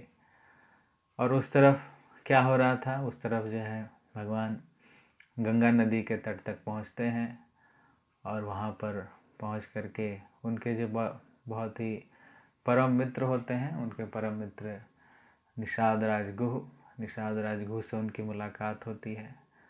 और भगवान को वो जो रास्ता था वो रास्ता बड़ा पसंद आता है कि अब तक तो मैं महलों में था, लेकिन देखो हमारी अयोध्या नगरी कितनी सुंदर है। नगरी तो सुंदर है लेकिन इसके जो गांव है, इसके जो रिलेशन में जितने गांव हैं वो भी कितने सुंदर हैं। कितने सुंदर खेत हैं, खलियान हैं, इतनी सुंदर सुंदर नदियां हैं, कितना क्लीन इन्वायरमेंट है, कितना अच्छा प्रकृति है। वो मन ही मन बहुत ही प्रसन्न हो रहे थे और उनकी प्रसन्नता को देखकर सीता भी प्रसन्न है, लक्ष्मण भी प्रसन्न है। तो यहाँ प्रभु राम के साथ वो दोनों हैं तो उन दोनों की तो प्रसन्नता है ही। और प्रभु की भी प्रसन्नता है एक प्राकृतिक वातावरण में रहने की। और जब गंगा जी के दर्शन किए तो गंगा जी के दर्शन करके और उनको खुशी होती है, और उनको रिसीव करने के लिए निषाद राज गुह वहाँ पर आते हैं, वो भी बहुत प्रसन्न होते हैं, उनको अच्छे से वहाँ पर रिसीव करते हैं, उनको अपने जो छोटी सी कुटिया होती है उसमें इनवाइट करते हैं, उनके लिए बहुत सारे पकवान बनाते हैं। लेकिन प्रभु कहते हैं कि नहीं, अभी मैंने जो व्रत लिया है वो किस चीज़ का व्रत लिया है, मुझे तपस्वियों की तरह जीवन व्यतीत करना है। जैसे तपस्वी होते हैं वैसे रिच फूड्स नहीं खाते हैं, वो फल कंद मूल पानी इसी में रहते हैं। इसलिए मुझे ये नहीं चाहिए। अगर हाँ ये चीज़ें अगर आपने बनाई हैं तो इनको मेरे पिताजी के ये जो प्रिय घोड़े हैं, ये राजमहल के घोड़े हैं, इनको अच्छा खाने पीने की आदत है, ये अच्छा इधर खा पी नहीं रहे, तो उनके हिसाब से जो बेस्ट ऑफ द बेस्ट है आप इनको खिलाइए। तो मुझे अच्छा लगेगा कि मेरे पिताजी की जो प्रिय है ये घोड़े, उनको मैंने कुछ खिलाया। तो ये भी एक तरीका होता है जिससे हम प्रेम करते हैं। उसका जो प्रिय है, उसका जो रिप्रेजेंटेटिव है, उसका जो संदेश वाहक है, अगर हम उसको प्लीज़ कर देते हैं तो इसका मतलब हमने उसको प्लीज़ कर दिया। तो यह जो है, यह जैसे भगवान भी यही बात कहते हैं कि अगर आप मुझे प्रसन्न करना चाहते हो तो आप मुझे कैसे प्रसन्न कर सकते हो, कि जो मेरे सबसे प्रिय हैं। मेरे सबसे प्रिय कौन है? मेरे सबसे प्रिय मेरे भक्त हैं। अगर आप मुझे भक्तों को प्रसन्न कर देते हो तो इसका मतलब मैं प्रसन्न हो जाता हूँ। ये भी कहते हैं कि मैं भोजन पता है कैसे करता हूँ? मैं भोजन अपने भक्तों के मुख से करता हूँ, वैष्णवों के मुख से करता हूँ। तो इसलिए हम सबको जब भी मौका मिले अपने घर पर वैष्णवों को बुला करके, वैष्णवों को बहुत ही सुंदर फीस्ट का आयोजन करना चाहिए। कृष्ण को भोग लगा करके अच्छा फीस्ट बनाइए, और भक्तों के मुख से ही भगवान जो है वो खाते हैं। तो अगर किसी को भगवान को अच्छे प्रकार से खिलाना है और चाहते हैं भगवान प्रसन्न हो, तो फिर वैष्णवों को बुला करके अपने घर पर खिलाएं। रूप गोस्वामी जी भी यही कहते हैं कि ददाति प्रतिगृह्णाति गुह्यम आख्याति पृक्षति भोंगते भोजते चैव षड्विधा प्रीति लक्षणम। कि अगर प्रीति लक्षणम, अपने प्रीति को, अपने लविंग एक्सचेंजेस को बढ़ाना है तो हम अपने प्रेममयी संबंध को कैसे बढ़ा सकते हैं? अपने प्रेममयी संबंध को हम बढ़ाते हैं ददाति प्रतिगृह्णाति, उनको अच्छा गिफ्ट दे करके और उनसे अच्छा गिफ्ट ले करके। गुह्यम आख्याति पृक्षति, अपनी मन की बात जो है उनसे शेयर करके, उनसे चर्चा करके और उनकी मन की बात को सुन करके। भोंगते भोजते चैवा, और बहुत सुंदर तरीके से उनको खिला करके, और वो जब आपको खाने पे बुलाए तो जा कर के खाना भी, ऐसा नहीं कि सिर्फ खिलाना भी है। जब खाने का मौका आता है, कोई बहुत प्रेमवश आपको न्योता देता है, तो फिर उसके घर जा कर के हमें प्रसाद भी ग्रहण करना चाहिए और उनको भी अपने घर पर बुला करके प्रसाद खिलाना चाहिए। तो जब हम 6 एक्सचेंजेस करते हैं कि कुछ उनके लिए अच्छा सा गिफ्ट देते हैं, कुछ उनकी हृदय की बातों को, अपनी हृदय की बातों को शेयर करते हैं, और जब हम उनको अच्छे से प्रसाद खिलाते हैं, तो जिनके साथ भी हम यह गतिविधि करते हैं उनके साथ हमारा प्रेममयी संबंध स्थापित हो जाता है। तो भगवान श्री राम ने उन घोड़ों को खिलाने के लिए कहा, क्योंकि वो घोड़े बहुत प्रिय थे। किनके प्रिय थे? वो घोड़े जो हैं दशरथ जी के प्रिय थे। तो इनको अच्छे से खिलाओ, और चूँकि मैंने तो अभी व्रत लिया है, मैंने तो अभी जो तपस्वी लोग हैं, जो एसेटिक्स हैं, जो ऋषिगण हैं, उनकी जैसी दिनचर्या होती है, मुझे तो इस प्रकार से जीना है। तो वो जितना लघु खाते हैं, जो जो हल्का फुल्का खाते हैं, मैं वही ग्रहण करूँगा। तो उनके यहाँ पे उन्होंने कुछ ऐसा ग्रहण नहीं किया, उन्होंने सिर्फ जल ग्रहण किया, और बाकी लक्ष्मण माता सीता ने थोड़ा थोड़ा कुछ ग्रहण किया। अब जो है उनको कहा कि आप मुझे गंगा जी को क्रॉस करा दीजिए।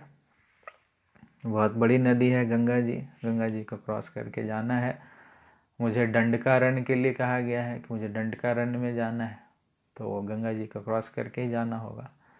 तो राजा जो निषाद राज थे उन्होंने उनको क्रॉस कराने का किया। लेकिन उससे पहले अब भगवान श्री राम ने दारुक को कहा कि दारुक, ये सुमंत्र कि आप जो है आपको जाने की समय आ चुका है, आप जाइए और अपने रथ को लेकर के जाइए। अब यहाँ से मैं वन में जाना चाहता हूँ, क्योंकि मेरी जो प्रतिज्ञा है, जो पिताजी ने वचन दिया है अपनी माता को, कैकेयी को, कि यह 14 वर्षों में एक वनवासी की तरह रहेगा, एक तपस्वी की तरह रहेगा, तो मुझे तपस्वी की तरह रहना है। तो अब यह रथ का, इन घोड़ों का कोई कार्य नहीं है, आप यहाँ से अब जाइए और पिताजी की सेवा कीजिए। लेकिन सुमंत्र जो है इस बात को नहीं मानते हैं। वो कहते नहीं, ऐसा मैं कैसे कर सकता हूँ, आप जो हैं यह जो 14 वर्ष का वनवास है मुझे दे दीजिए, मैं वनवास कर लेता हूँ, आप चले जाइए, या नहीं तो मैं आपके साथ ही रहता हूँ, मैं आपकी सेवा करता हूँ। तो ये जो आपके साथ 14 वर्ष हैं वैसा लगेगा कि जैसे कुछ थोड़े दिनों की बात है, थोड़े दिनों की बात है, अपने आप ये समय कट जाएगा, मैं वापस जो है आपके साथ ही आ जाऊँगा, आपकी सेवा भी हो जाएगी। लेकिन आपके विरह में एक एक क्षण जो है वो युगों के बराबर है, तो मैं आपके साथ विरह स्थापित नहीं कर सकता, विरह में आपके साथ नहीं रह सकता। मुझे आपके साथ जाने का आप अवसर दीजिए, मुझे सेवा का मौका दीजिए। लेकिन भगवान कहते नहीं, आपको जो है वापस जाना है और पिताजी की सेवा करनी है, क्योंकि पिताजी अभी अकेले हैं और पिताजी को सभी जितने भी लोग हैं सभी उनको समझ नहीं पा रहे होंगे, सभी उनको उलाहना दे रहे होंगे, सभी उनको कह रहे होंगे कि यह स्त्री की बातों में आकर के, एक कामुक व्यक्ति जो है स्त्री की बातों में आकर के अपने पुत्र का इसने त्याग कर दिया। तो कोई उनकी भावना को नहीं समझ पा रहे होंगे। तो उनको अभी आप जैसे व्यक्ति की ज़रूरत है, आप जैसे सलाहकार, आप जैसे योग्य जो उनके मंत्री हैं, उनको जो उनके बहुत क्लोज हैं, जो उनकी सारी बातों को समझते हैं, उनकी आपको ज़्यादा आवश्यकता है, तो आप जाइए। तो जब भगवान ने उनको इस प्रकार से समझाया तब सुमंत्र जी की इच्छा तो नहीं हो रही थी, वो जाने के लिए तैयार तो नहीं हो रहे थे। वो कह रहे थे कि देखिए ये घोड़े हैं, ये घोड़े भी नहीं जाना चाह रहे, इनकी आंखों में देखिए, इनकी आंखों में आंसू आ रही हैं, घोड़े भी रो रहे हैं। अब ये रो रहे हैं, ये चलेंगे कैसे, आगे जाएगा कैसे, घोड़ा कुछ दिखाई नहीं देगा, कैसे जाएगा। तो इसलिए आप हमें लेके चलो। लेकिन राम जी कहते नहीं, आप जब वापस जाओ। तो फिर भगवान की आज्ञा है, भगवान की आज्ञा को उल्लंघन नहीं कर सकते। तो फिर सुमंत्र जी उनकी आज्ञा का पालन करके वहाँ से फिर अयोध्या नगरी को वापस जाते हैं। तो यह भी हमें शिक्षा मिलती है कि जब भगवान ही खुद कह रहे हैं कि भैया करो तो कर लेना चाहिए। भगवान ही कहे अगर कि नहीं मेरे साथ अभी नहीं रहना है, अभी जा कर के सेवा करो, तो फिर सेवा करनी चाहिए। तो ये बहुत उच्च स्थिति है कि विरह में सेवा करना ना। एक होता है संभोग में सेवा करना, संयोग में सेवा करना, एक होता है विरह में सेवा करना। तो विरह की जो सेवा है तो सबसे बड़ी सेवा मानी जाती है, जिसमें आप अपैरेंटली भगवान के नज़दीक नहीं हैं, आप भगवान से दूर हैं, लेकिन उस दूरी में भी भगवान की सेवा कर रहे हैं। तो यह सेवा जो है सबसे उन्नत सेवा मानी गई है। यह सेवा भगवान को बहुत ही प्रिय लगती है। जैसे कि श्रीमती राधा रानी है, श्रीमती राधा रानी ने जब भगवान को कुरुक्षेत्र में देखा तो कुरुक्षेत्र में देख कर के उनको ऐसा फील ही नहीं आ रहा था कि वही यह ब्रजेंद्र नंदन श्री कृष्ण है, राजसी वेश में है और बहुत ही सूट उसमें है, कपड़े वगैरह उनका बहुत ही राज पोशाक है, और वो नेचुरल फीलिंग नहीं आ रही है जो नेचुरल फीलिंग वृंदावन में आती थी। वन वाली जो वृंदावन के फॉरेस्ट फ्लावर्स हैं उनको पहन करके, और उनके जो वृंदावन का मूड था वो डेवलप नहीं हो रहा। तो राधा रानी को बहुत ही ज़्यादा सेपरेशन हो रहा है, उनको बहुत ही ज़्यादा विरह की अनुभूति हो रही है। वो बार बार उनको कह रही हैं कि आप यहाँ से हम चलते हैं वृंदावन, वृंदावन आप चलिए हमारे साथ। तो सारी गोपियाँ जो है उनको वृंदावन लाने का प्रयास करती हैं, उनका आग्रह करती हैं। तो भक्ति विनोद ठाकुर जी कहते हैं कि राधा रानी को अभी सबसे ज़्यादा ज़रूरत है सेवा की। राधा रानी जो है वो सबसे ज़्यादा, राधा रानी को सबसे ज़्यादा जो है सेवा अभी चाहिए। किस समय चाहिए? अभी। क्या चाहिए? कि उनको चाहिए कि भगवान का विरह, उनके विरह को जो है वो कम कर सके। तो इसलिए भक्ति विनोद ठाकुर जी ने कहा है कि मैं अपनी कुटिया को, अपनी जो भजन कुटीर है वो मैं कुरुक्षेत्र में बनाऊंगा और कुरुक्षेत्र में राधा रानी की सेवा करूंगा, क्योंकि यहाँ पर उनकी ज़्यादा ज़रूरत है ना। तभी भी आप कुरुक्षेत्र जाते हैं तो कुरुक्षेत्र में आपको भक्ति विनोद ठाकुर जी का भजन कुटीर और एक गौड़िया मठ का मंदिर भी है ना। तो जहाँ पर सेपरेशन में सेवा करने का मौका मिलता है, विरह में सेवा करने का मौका मिलता है, तो यह सेवा जो है बहुत ही सर्वोपरि माना गया है, जिसमें हम भगवान से दूर हैं, एक प्रकार से विरह में है, लेकिन उनकी सेवा हम कर रहे हैं। तो दारुक सुमंत्र जो है इस भाव को अंगीकार करके, भगवान की आज्ञा को पालन करके वो अपने कर्तव्य पथ पर निकल पड़ते हैं और अयोध्या नगरी को वापस चले जाते हैं। फिर इधर भगवान आगे चलते हैं और गंगा नदी को क्रॉस करते हैं निषाद राज गुह की सहायता से। फिर उनसे वो रिक्वेस्ट भी करते हैं कि अब मैं वन में जाऊंगा तो वन में मुझे वनवासी की तरह रहना है, ऋषि मुनियों की तरह रहना है। तो ऋषि मुनि के जो बाल होते हैं वो बाल जो हैं वो जटाएं रखते हैं। तो जटा, मेरे अपने बालों को मुझे जटाओं की तरह करना है।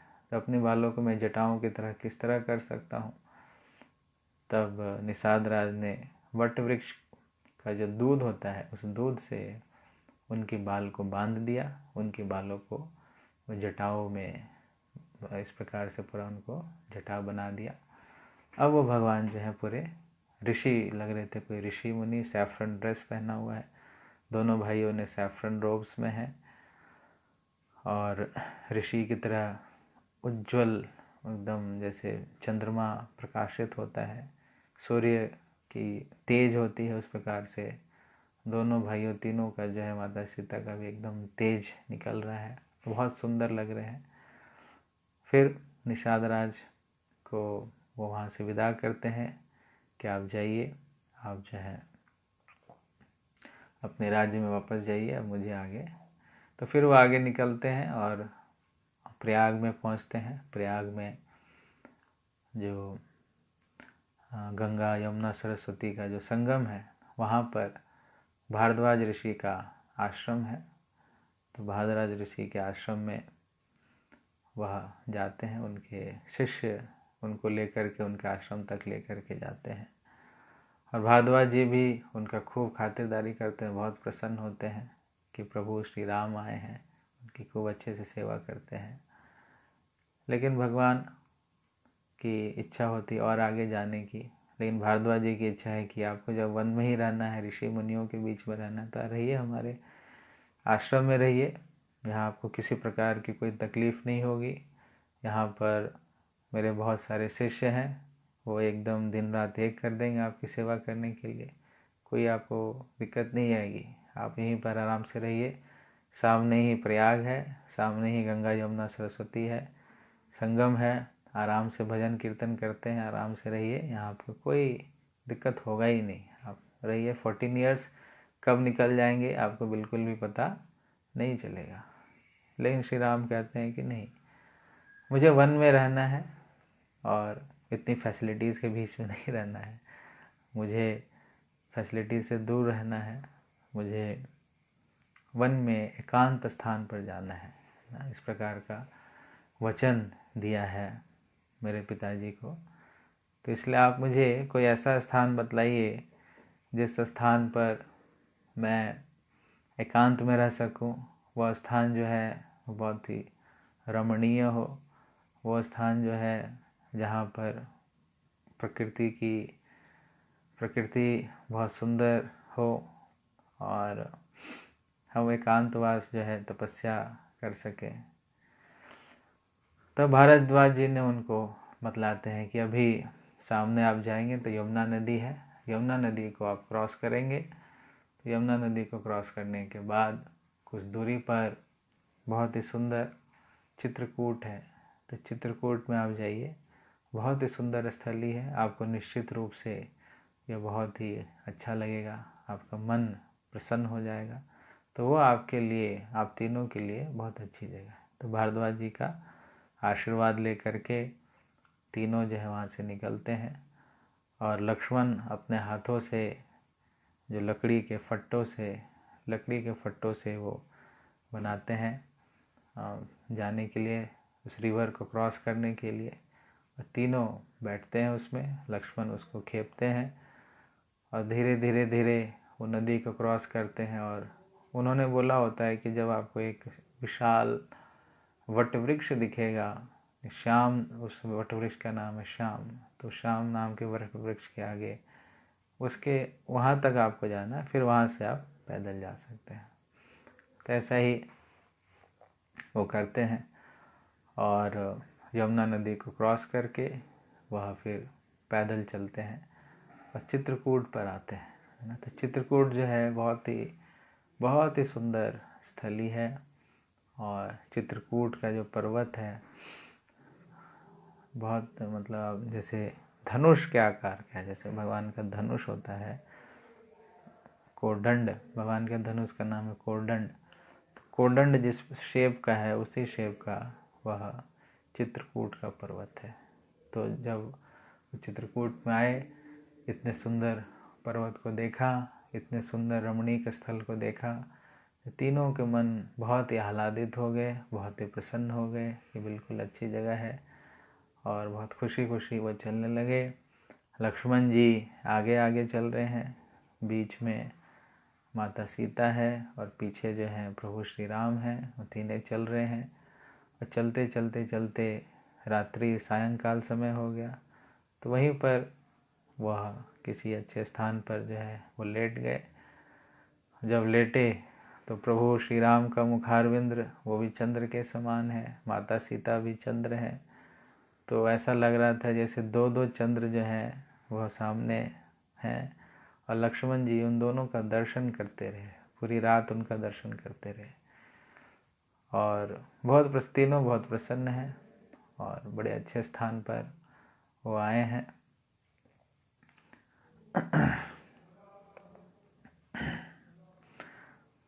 तो प्रभु श्री राम जो हैं वो इस प्रकार से लक्ष्मण जी उनके दर्शन करते हैं। तो लक्ष्मण जी ने भी ऐसा प्रतिज्ञा लिया था कि मैं कभी सोऊंगा नहीं, मतलब 14 वर्षों तक उन्होंने ऐसा प्रतिज्ञा लिया था कि मैं आगे आगे चलूँगा और जो भी कष्ट आएगा, जो भी ऑब्स्टेकल आएगा, कोई पत्थर आएंगे, कंकर आएंगे, कोई असुर आएगा, कोई जानवर आएगा, तो पहले मुझसे भिड़ेगा, इन दोनों की रक्षा मैं करूँगा, इन दोनों को किसी प्रकार से आँच नहीं आने दूंगा। तो इस प्रकार से उन्होंने इसलिए आप देखेंगे जब वो तीनों चल रहे होते हैं तो आगे आगे कौन चल रहा होता है, आगे आगे लक्ष्मण जी चल रहे होते हैं, बीच में माता सीता और पीछे भगवान श्री राम। और दूसरा उन्होंने वचन लिया था कि मैं कभी सोऊंगा नहीं, 14 ईयर्स तक मैं कभी नहीं सोऊंगा। तो और फिर ये कौन सोए, ये जो उनका सोना है वो कैसे कंपनसेट होगा? तो उनका सोना जो उनकी पत्नी कंपनसेट कर रही थी, उर्मिला ने बोला कि मेरे प्रभु नहीं सोएंगे, तो फिर इनका जो नींद है वो आप मुझे दे दीजिए। ऐसा लक्ष्मण जी के नींद को उन्होंने ग्रहण कर लिया। तो 14 साल तक वो सोती रही, 14 साल तक ये जागते रहे।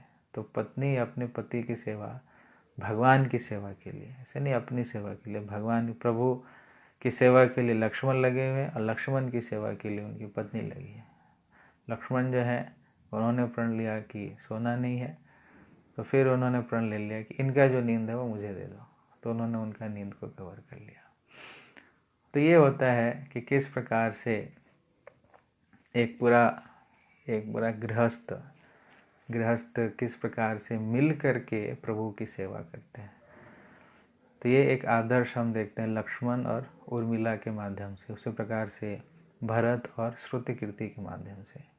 तो भरत भी राम प्रेमी है, तो फिर श्रुति कीर्ति भी भरत की सेवा में, ताकि उनके राम की सेवा में किसी प्रकार से कोई बाधा उत्पन्न ना हो। उर्मिला भी लक्ष्मण से प्रेम करती है, लेकिन लक्ष्मण किससे प्रेम कर रहे हैं, वो प्रभु श्री राम से कर रहे हैं। तो फिर उर्मिला ने भी इसी प्रकार से सेवा किया कि प्रभु की सेवा जो है वो सर्वोपरि है। प्रभु की सेवा के लिए जो मुझे सहयोग करना पड़े, मैं वह सहयोग करने के लिए तैयार हूँ। तो ये एक आदर्श गृहस्थ का जीवन, एक पति पत्नी का जो रोल होना चाहिए उसी प्रकार से होना चाहिए कि मिलजुल करके केंद्र में भगवान को रखें, और जो सामने वाले को जिस चीज़ में ज़रूरत है, जिस चीज़ में असिस्टेंस चाहिए, उस चीज़ में हम उनको असिस्ट करें, ताकि एक ओवरऑल कंप्लीट तरीके से हम भगवान की सेवा कर सकें। तो लक्ष्मण जी का यह जो व्रत था ना सोने का, ये बाद में बहुत हेल्प भी करता है। जब रावण के पुत्र मेघनाद को मारने की बारी आती है, तो उसको वही व्यक्ति मार सकता था जिसने 14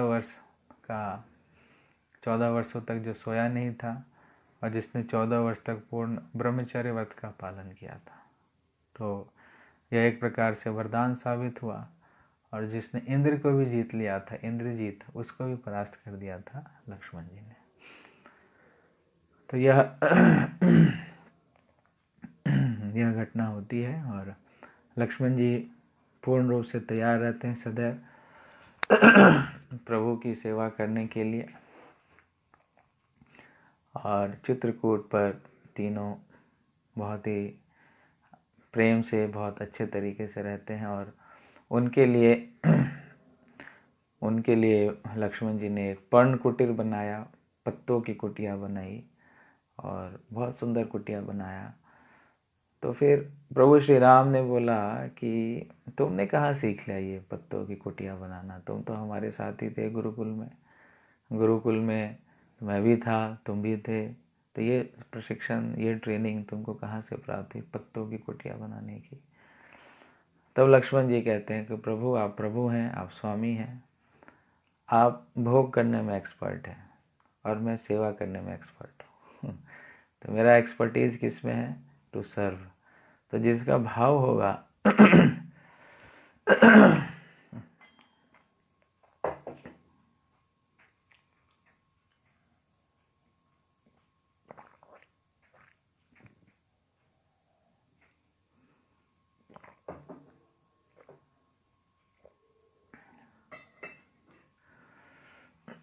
जिसका भाव होगा जिसका हरे कृष्ण जिसका भाव होगा सेवा करने का, उसको नए नए आइडियाज आएंगे। जिसका जिस चीज़ में भाव होता है, जिस चीज़ में चेतना होती है, उसको आइडिया भी वैसे उसी तरह के आते हैं। अगर जिसको खाने की बहुत इच्छा है, तो आप देखेंगे उसको नाना प्रकार से खाने का आइडियाज आएंगे। इसमें थोड़ा मिर्ची कम डाल दो, इसमें खट्टा ज़्यादा डाल दो, इसमें ये डाल दो, ये ऐसा बन जाएगा, फिर इसमें ये कर दो। तो जो भोजन लोलुप है, खाने का लोलुप है, उसका आइडियाज़ भी देखिए इसी प्रकार से आता है। तो अच्छा कुक कौन हो सकता है? अच्छा कुकिंग कौन करता है? जो अच्छा खाता है, जो अच्छा खाता है, जिसको टेस्ट का पता है, वो अच्छे से कुकिंग करता है। तो इसी प्रकार से जिसको जिस चीज़ में रुचि है, उसी चीज़ में उसको नए नए प्रकार के आइडियाज आते हैं। तो लक्ष्मण जी ने यही कहा कि हम तो आपके सेवक हैं, हम तो आपके दास हैं, तो हमें भी आपकी कृपा से ही ये आइडियाज़ आता है। हमने तो इसका कभी सीखा नहीं था पत्तों की कुटिया बनाने का, लेकिन आपकी ही कृपा है कि इस प्रकार से सेवा हुई। और बहुत सुंदर जो है उन्होंने पर्ण कुटीर बनाया। इसमें अलग अलग चैम्बर्स बनाए, माता सीता के लिए चैम्बर बनाया, उनके लिए चैम्बर बनाया, ऐसा करके। तो यह पर्ण कुटीर देख करके दोनों प्रभु और माता सीता बहुत ही प्रसन्न हुई और उनको ग्लोरीफाई कर रहे हैं लक्ष्मण जी को। तो इस प्रकार से उनका बहुत ही आनंदमय जीवन व्यतीत हो रहा है। माता सीता बहुत प्रसन्न है, प्रभु इतने क्लोज हैं, जंगल में इतने क्लोज हैं। जो महल होता है तो महल में तो कभी इतने साथ रहते नहीं, महल में तो जो राज्य कार्य हैं वो सब चल रहे होते, लेकिन यहाँ पर आनंद में है, सब साथी हैं और कोई है भी नहीं कोई डिस्टर्ब करने वाला। तो सबसे प्रसन्न ये दोनों बहुत प्रसन्न थे कि लक्ष्मण को पूरा मौका मिल रहा था सेवा करने का, माता सीता को पूरा समय मिल रहा था भगवान के साथ समय व्यतीत करने का। तो ये परफेक्ट, दिखने में देखिए बाह्य कारण लग सकता है कि ऐसा है वैसा, लेकिन आंतरिक रूप से भगवान अपने दोनों माता सीता के साथ लक्ष्मण के साथ बहुत ही हैप्पी टाइम्स, जिसको कहते हैं बहुत ही हैप्पी टाइम्स जो है वो बिता रहे हैं, बहुत आनंद में है। लेकिन दूसरी तरफ बाकियों को तो बड़ा दुख है। जो भरत जी हैं वह अपनी पूरी सेना को लेकर के, अपनी माताओं को लेकर के और अपने जितने भी मंत्री हैं उनको लेकर के, साथ में जितने भी अयोध्यावासीगण हैं उनको लेकर के बहुत ही प्रसन्न होकर के वह तेज़ी से आगे बढ़ रहे हैं। तो जब वह गंगा नदी के तट पर पहुँचे तो निषाद राजगुह को ऐसा अंदेशा हुआ कि ये लोग जो हैं अब इतने दुष्ट हैं कि अब ये राम को मारने के लिए जा रहे हैं, कि अब इनको लग नहीं रहा है कि राम वहीं पर रुकेगा, राम वापस आ जाएगा। तो भरत के मन में ऐसा डाउट है, ऐसा उसके मन में संशय है, इसलिए यह पूरी सेना लेकर के जा रहा है और पूरी सेना लेकर के उनके साथ लड़ेगा और प्रभु से लड़ने की इच्छा से यह जा रहा है। तो ऐसा उनके मन में डाउट था। तो भरत जी जब मिले राजा गुह से, तो राजा गुह ने पहले यही कंसर्न, क्या ऐसा तो नहीं है आपके मन में कोई छल है, आपके मन में कोई कपट है? तो फिर भरत जी रोने लगते हैं कि मैं ऐसा क्यों करूँगा, मेरे प्रभु हैं, वो तो मेरे प्रभु हैं, मैं अपने प्रभु के लिए इस प्रकार से कैसे गलत सोच सकता हूँ, है ना। और यह जो आरोप है आप ही नहीं, सभी यह आरोप मुझ पर लगा रहे हैं। जब मैं कई प्रदेश से आया था अपने अयोध्या नगरी में तो सभी मुझे ऐसे ही घूर रहे थे, और जब मैं राजमहल में आया तो बाकी माताएं भी मुझे ऐसे ही घूर रही थी। कौशल्या माता को भी मेरे ऊपर डाउट आ गया, तो सभी मेरे ऊपर डाउट ही कर रहे हैं। लेकिन मेरी इसमें गलती क्या है? मेरे पीठ पीछे मेरी माता ने क्या योजना बनाई, किस प्रकार से योजना बनाई, मुझे कुछ भी नहीं पता। और वो बहुत ही रोने लगे। तब राजा जो गुहा थे, निषाद राज गुह, उन्होंने बोला कि सॉरी माफ़ कर दो मुझे पता नहीं था इस प्रकार से। तो मेरे मन में ऐसा संशय था, इसलिए मैंने अपने संशय को दूर करने के लिए आपसे पूछा।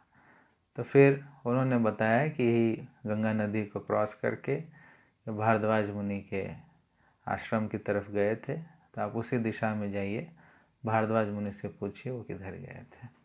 तो फिर वो आगे भारद्वाज ऋषि वो सब नदी क्रॉस करते हैं, भारद्वाज ऋषि के आश्रम में पहुंचते हैं। तो भारद्वाज ऋषि कहते हैं कि आप सब थक गए होंगे, इतनी दूर से आ रहे हैं, तो आज की रात्रि जो है यहीं पर व्यतीत कीजिए, आज रात को यहीं पर रहिए और कल सुबह सुबह जो है चित्रकूट की तरफ आप जा सकते हैं। भारद्वाज ऋषि को भी भरत जी के ऊपर डाउट था, उनको संशय था कि ये क्यों जा रहा है, इसको तो राज्य मिल गया, फिर पीछे पीछे क्यों जा रहा है। फिर उन्होंने भी ऐसा डाउट प्रस्तुत किया। तो भरत जी ने फिर बोला कि क्या करें। भरत जी ने फिर पूछा कि क्या करें, उनको एक्सप्लेन किया। प्रश्न आने लगे, तो प्रश्न का उत्तर शुरू करें या टाइम भी हो गया है शायद? ओके, तो बस थोड़ा सा 5 मिनट रह गया है, तो आप अपने क्वेश्चंस लिख लीजिए और जब हम क्वेश्चन आंसर बोल लेंगे तब स्टार्ट कर सकते हैं क्वेश्चन आंसर। तो भरत जी ने भारद्वाज जी को भी एक्सप्लेन किया, मेरी ऐसी कोई मंशा नहीं है, मैं प्रभु श्री राम को वापस अपने राज्य में, उनको राज्य, असली राजा तो वही है, राजा राम ही है, हम तो उनके सेवक हैं, हम तो उनके दास हैं। तब भारद्वाज ऋषि का जो डाउट था वो समाप्त हुआ। फिर भारद्वाज जी ने पूरे उनके लिए बहुत तगड़ा इंतज़ाम किया और अच्छे खाने पीने की व्यवस्था की। तो पूरी रात्रि उनकी कैसे बीत गई उन लोगों को पता ही नहीं चला। वो फिर अगले दिन सुबह वो सब निकले और फिर पहुँचे वहाँ पर चित्रकूट पर। तो लक्ष्मण जो है वह उनको डाउट होता है कि देखो भरत आ गया, भरत जो है हमसे युद्ध करने के लिए आ गया, ऐसा वो कहने लगे। तो फिर भगवान ने बोला कि देखो तुम्हें राज्य करने की इच्छा है कि मैं तो राज्य नहीं करने जा रहा है ना, तुम इतना उस पर डाउट क्यों आ रहा है। तो जब उन्होंने ऐसा बोला तब जा कर के लक्ष्मण शांत हुए कि नहीं तो उतना गुस्से में वो तैयार हो गए थे तीर धनुष लेकर के लड़ने के लिए। तो श्री राम ने उनको रोका, तुम बहुत उत्सुकता हो रही है लड़ाई करने की, उसको मार करके राज करना चाहते हो क्या। मैं तो राज नहीं करने जा रहा, मैं तो इसी वन में रहूँगा, तुम्हें जाना है तो जाओ। जब ऐसा बोला तो लक्ष्मण जी थोड़े उसमें कंट्रोल में आए। फिर सबने उनको एक एक करके भगवान को समझाने का प्रयास किया, लेकिन भगवान ने तो एकदम ठान लिया था कि मुझे 14 वर्ष यहाँ पे रुकना है, 14 वर्ष जो है वन में रहना है, आगे दंडकारण्य जाना है। तो फिर वो किसी की बात नहीं सुनते हैं। भरत जी काफ़ी विलाप करते हैं, उनकी तीनों माताएं बहुत विलाप करती हैं, उनके जो मंत्रीगण होते हैं वो भी बहुत कुछ कहते हैं। लेकिन भगवान एक बार जो ठान लेते हैं, उनका एक नाम है सत्य संकल्प, एक बार जो संकल्प ले लेते हैं फिर उससे पीछे नहीं हटते। वो पीछे नहीं हटे। फिर एक भविष्यवाणी हुई, एक आकाशवाणी हुई, सप्तऋषियों ने आकाशवाणी किया कि आप जो हैं इनको वन में रहने दें और इनके आने का बहुत विशेष प्रयोजन है, तो आप सब अब यहाँ से प्रस्थान कीजिए, इनको अपनी जो प्रयोजन है इनका, जिस वजह से ये आए हैं उसको कंप्लीट करने दीजिए इतना इनको। तो जब वो सप्तऋषियों के द्वारा ऐसा कहा गया तब जा कर के सब शांत हुए। तो भरत जी ने बोला कि हाँ ठीक है, आपकी यही इच्छा है, तो आप अपनी पादुका जो है वो गोल्डन पादुका लेकर के आए थे, उनको प्रभु को पहनाया। प्रभु जी ने, श्री राम जी ने उसको पहना और उन पादुका को अपने सर पर लेकर के वो वहाँ से चले और सर पे लेकर के वो जाते हैं और आगे आगे वो चलते हैं, पीछे पीछे जितने भी लोग उनके साथ आए हैं वो जाते हैं और वो शहर से दूर नंदीग्राम में रहते हैं। नंदीग्राम से ही पादुका को सिंहासन पर रखते हैं और नंदीग्राम से ही पूरे राज्य का संचालन करते हैं। और प्रभु को उन्होंने ऐसा कह दिया कि 14 वर्ष में अगर आप वापस नहीं आएंगे तो जैसे दिन ही 14 वर्ष समाप्त होगा उसी दिन मैं अग्नि में प्रवेश कर जाऊंगा, अगर आप नहीं आएंगे तो। 14 ईयर्स तो चलो ठीक है, किसी तरह हो जाएगा, लेकिन मैं भी उसी तरह रहूँगा जिस तरह आप रहेंगे। आप फर्श पे सोएंगे, नीचे सोएंगे, मैं भी वैसे सोऊंगा। आप कंदमूल खाएंगे, मैं भी वही खाऊंगा। और आप वनवासी वेश में रहेंगे, मैं भी वनवासी वेश में रहूँगा। तो उसी प्रकार से मैं रहूँगा जिस प्रकार से आप रहेंगे। आप वन में रहेंगे और मैं राजमहल का भोग करूँगा, ऐसा नहीं हो सकता है। आप जिस परिस्थितियों में रहेंगे मैं भी उसी प्रकार की परिस्थिति वहाँ पर रखूँगा। लेकिन चूँकि यहाँ आपकी आज्ञा है कि 14 ईयर्स तक मुझे राज्य का संचालन करना है, तो मैं उसका संचालन करूँगा, लेकिन किसी प्रकार के राजसिक सुख सुविधा को नहीं लूँगा और मैं शहर से बाहर नंदीग्राम में इस प्रकार से रह गया। तो चरण पादुका को सिंहासन पर रख करके वह जो 14 वर्षों तक पूरे राज्य का संचालन करते हैं। और प्रभु श्री राम वहीं चित्रकूट पर फिर आगे वह जाते हैं, सती अनुसुईया अत्रि मुनि से मिलते हैं। फिर आगे की कथा फिर दंडकारण्य की बातें होती हैं। तो आज कथा को हम यहीं विराम देते हैं और किसी का कुछ प्रश्न है तो आप इसमें पूछ सकते हैं, कुछ लोगों के प्रश्न आ चुके हैं। हरे कृष्णा प्रभु जी, हम कर्म के बंधन में क्यों बंधते हैं? तो जिन कर्मों को हम भगवान को अर्पित नहीं करते हैं उन कर्मों से हम बंध जाते हैं। इसलिए हमें प्रयास करना चाहिए कि जो भी हम करें भगवान की प्रसन्नता के लिए करें। तो अगर हम ऐसा करते हैं तो कर्म बंधन से हम मुक्त हो जाते हैं। मन को शांत रखने के लिए क्या करना चाहिए? मन को शांत रखने के लिए अपने आप को एंगेज करके रखना चाहिए। खाली दिमाग शैतान का घर होता है। अगर आप खाली रहेंगे तो मन आपके ऊपर चढ़ेगा। जैसे एक शैतान होता है वैसे मन होता है। तो मन को लगा के रखिए, खाली मत छोड़िए। 24 घंटे में 26 घंटे की सेवा लीजिए, कुछ करते रहिए। अभी आप लोग जो टीनेजर्स हैं वो बहुत कुछ सीख सकते हैं। अभी मृदंग, हारमोनियम, करताल, सारे भजन याद कर लीजिए, सारे श्लोक याद कर लीजिए और अपनी पढ़ाई को अच्छे प्रकार से कीजिए, तब आपका मन शांत रहेगा। खाली बैठ कर के सोशल मीडिया पर रहेंगे, टीवी देखेंगे तो मन जो है बहुत विचलित होगा। तो अगर अग्नि है, अग्नि में आग डालते हैं तो अग्नि भड़कती है। तो वैसे ही खाली दिमाग में गंदी चीज़ें डालेंगे तो दिमाग भड़केगा, मन भड़केगा। इसलिए माइंड को पॉजिटिव इंगेजमेंट्स दीजिए तो फिर आपका मन खुश रहेगा। तो ये भगवान की विशेष योजना होती है कि मन को अगर हम सही प्रकार से लगाते हैं तो मन हमारा सहायता करता है। अगर मन को हम सही प्रकार से नहीं लगाते हैं तो वही मन हमारा दुश्मन बन जाता है। तो इसलिए मन को पॉजिटिव इंगेजमेंट दीजिए, अच्छा संग कीजिए, अच्छी चीज़ें घर पे रखे कीजिए। राम नाम सत्य है, अंत समय में राम जी का ही नाम क्यों लिया जाता है? फेमस तो कृष्ण भी है। हाँ, राम नाम जो है वो मोक्ष का नाम है और राम नाम भी भगवान का ही नाम है और कृष्ण नाम भी भगवान का नाम है। तो दोनों नाम एक ही, राम और कृष्ण नाम। लेकिन कृष्ण नाम जो है वह आप देखेंगे 3 राम अगर हम बोलते हैं तो वह एक कृष्ण नाम के बराबर होता है, और 1000 विष्णु नाम लेते हैं तब एक राम नाम के बराबर होता है। तो मुक्ति का जो मंत्र है वह राम नाम ही, ऐसा कहा जाता है। इसलिए हम जब हरि नाम लेते हैं इसमें दोनों मंत्र हैं, कृष्ण भी हैं और राम भी हैं। तो इसलिए हम दोनों नाम ले सकते हैं। दंडवत प्रणाम प्रभु जी। How Lakshman ji maintained the enthusiasm and continuity of service throughout 14 years tirelessly for Ram ji?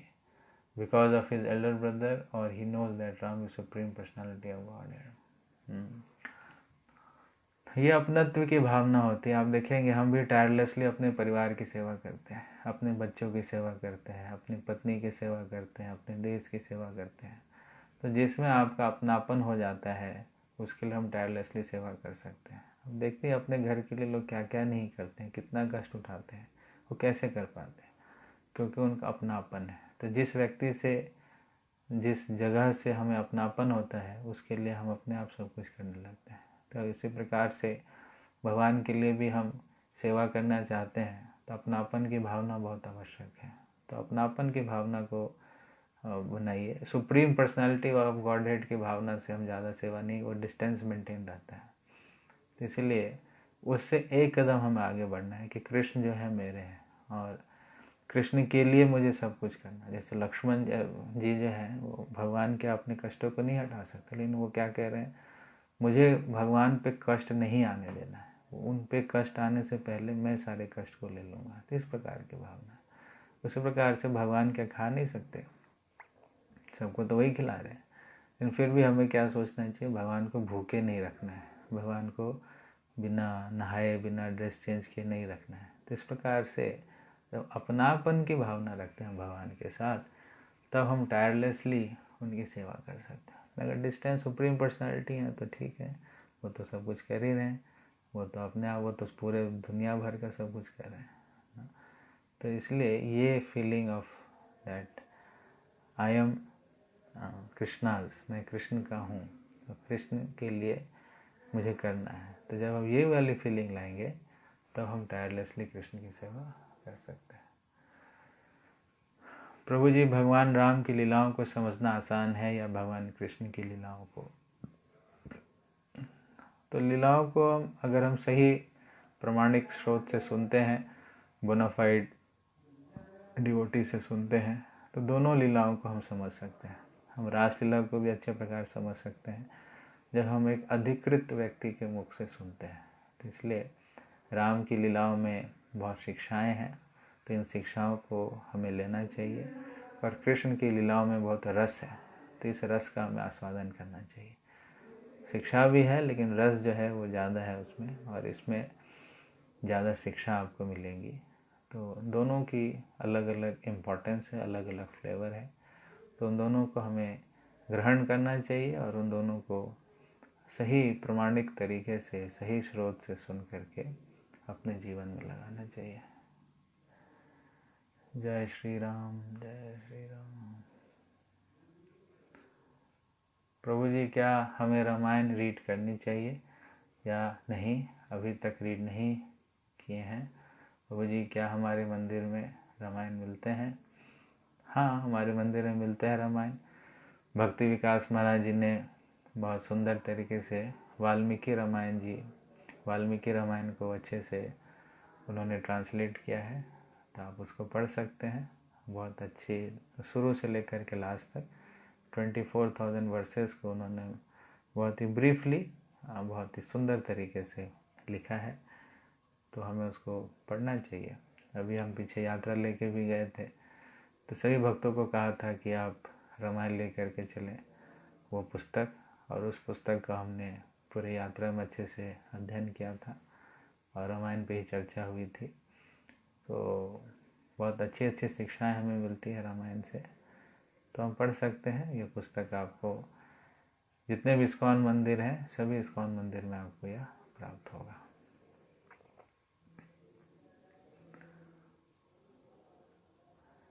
हरे कृष्णा प्रभु जी, क्या सुमंत्र जानते कि राम भगवान है? भगवान, हाँ, कईयों को पता होता था, कईयों को नहीं। कई बार भगवान की योग माया आ जाती है, जो पता नहीं चलने देती है कि प्रभु श्री राम है ना। लेकिन सबका भी एक विशेष प्रेम था कि राम के साथ, तो यह प्रेम जो है वो अलग ही तरह का प्रेम था। बाकी लोगों से ऐसा प्रेम नहीं था जैसा प्रेम जो है वह श्री राम के साथ था। तो कईयों को तो यह पता था कि भगवान ये जो प्रभु हैं ये कुछ भी कर सकते हैं, यही प्रभु हैं, लेकिन कईयों को नहीं पता चलता है ना। तो सुमंत्र की स्थिति क्या थी, अब ये तो सुमंत्र ही बताएंगे कि उनको पता था कि नहीं पता था। लेकिन इतना पता था कि यह जो है वो इनसे एक विशेष प्रेम है हमारा, और इनसे सभी इतना प्रेम करते हैं, तो उनकी आज्ञा को उल्लंघन नहीं कर पाते थे कोई। वो जो कहते थे उनका वो पालन करते थे।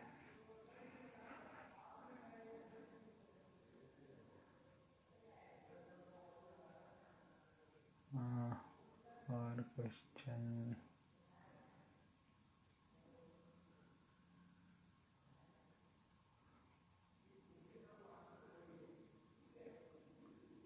और कोई क्वेश्चन नहीं है?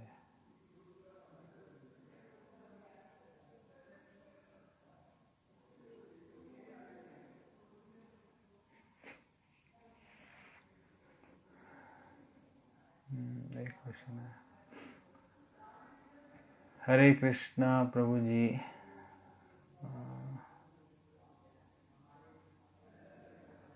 why is there a party on our birthday and fast on Krishna birthday?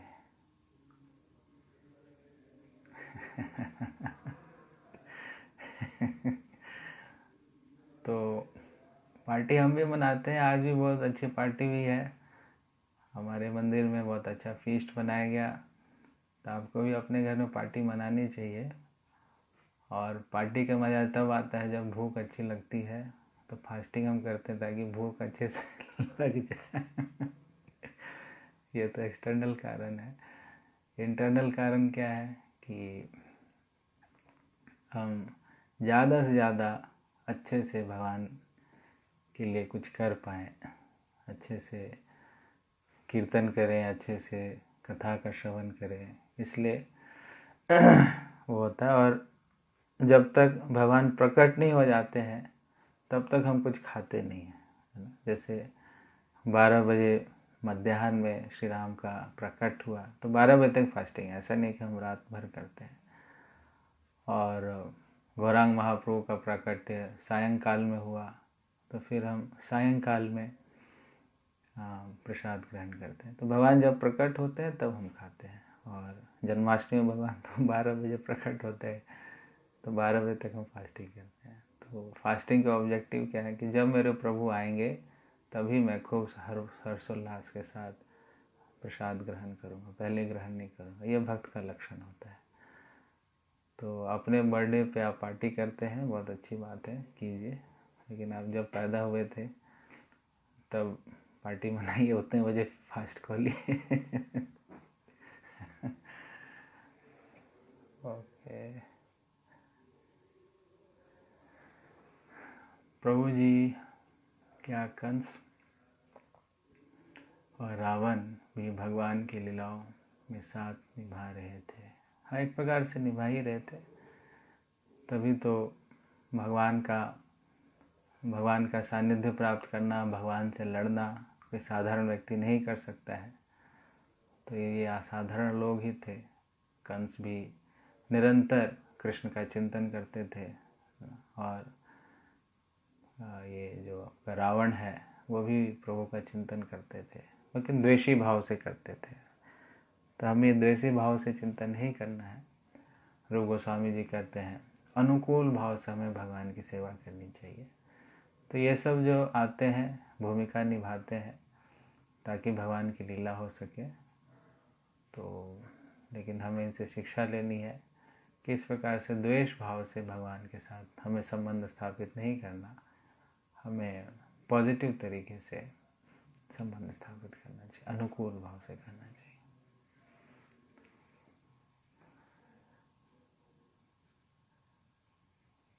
Okay, तो आप सबका बहुत बहुत धन्यवाद। आप सब ने बहुत सुंदर तरीके से श्रवण किया और मुझे मौका दिया भगवान की सुंदर सुंदर लीलाओं के ऊपर हम चर्चा कर सकें। और आप सब अलग अलग स्थानों पर हैं, अलग अलग जगह पर हैं, लेकिन फिर भी हम इकट्ठे हैं, ये बड़ा अच्छा लग रहा है। इसी को कहते हैं यूनियन इन सेपरेशन। विरह में भी सेपरेटेड होकर भी हम सब एक साथ हैं। तो यह निश्चित रूप से भगवान श्री राम को बहुत ही अच्छा लग रहा होगा। भगवान बहुत प्रसन्न होंगे कि उनके भक्त किस प्रकार से अलग अलग स्थानों में रह के भी एक ही प्लेटफॉर्म पे आकर के उनकी कथाओं का श्रवण कीर्तन कर रहे हैं। तो निश्चित रूप से हम सब का इसमें लाभ हुआ होगा। तो आप सबका बहुत बहुत धन्यवाद। और अगर आप कुछ प्रश्न करना चाहते हैं तो प्रश्न जो है वो लिख सकते हैं कि आज के प्रसंग से, आज जो हमने चर्चा किया उसमें भरत जी के चरित्र से, लक्ष्मण जी के चरित्र से, सुमंत्र जी के चरित्र से हम क्या क्या शिक्षाएं प्राप्त कर सकते हैं। तो जो हमने आज थोड़ा सा प्रैक्टिकल एप्लीकेशन इस पर चर्चा की थी, आप उसको लिख सकते हैं। और अभी तो अच्छा समय है, आपके घर में काफ़ी टाइम मिल रहा है, तो हो सके तो इन चर्चाओं को अपने घर में भी डिस्कशन कीजिए, घर पे भी चर्चा कीजिए, ताकि और हम इसमें डीप जा सकें। जितना हम इसमें और डीप जाते हैं उतना हम एब्जॉर्ब होते हैं। तो ये बहुत अच्छा मौका है, लॉकडाउन का पीरियड चल रहा है, इसका पूरा लाभ उठाइए। और कल से हम फिर से अपनी गीता क्लासेस स्टार्ट करेंगे। तो कल हम फिर शाम को 5 बजे मिलते हैं। हरे कृष्णा। आप सबका बहुत बहुत धन्यवाद। जगत गुरु श्रील प्रभुपाद की, श्री सीताराम लक्ष्मण भक्त हनुमान की, रामनवमी महामहोत्सव की, निताय गौर प्रेमानंदे।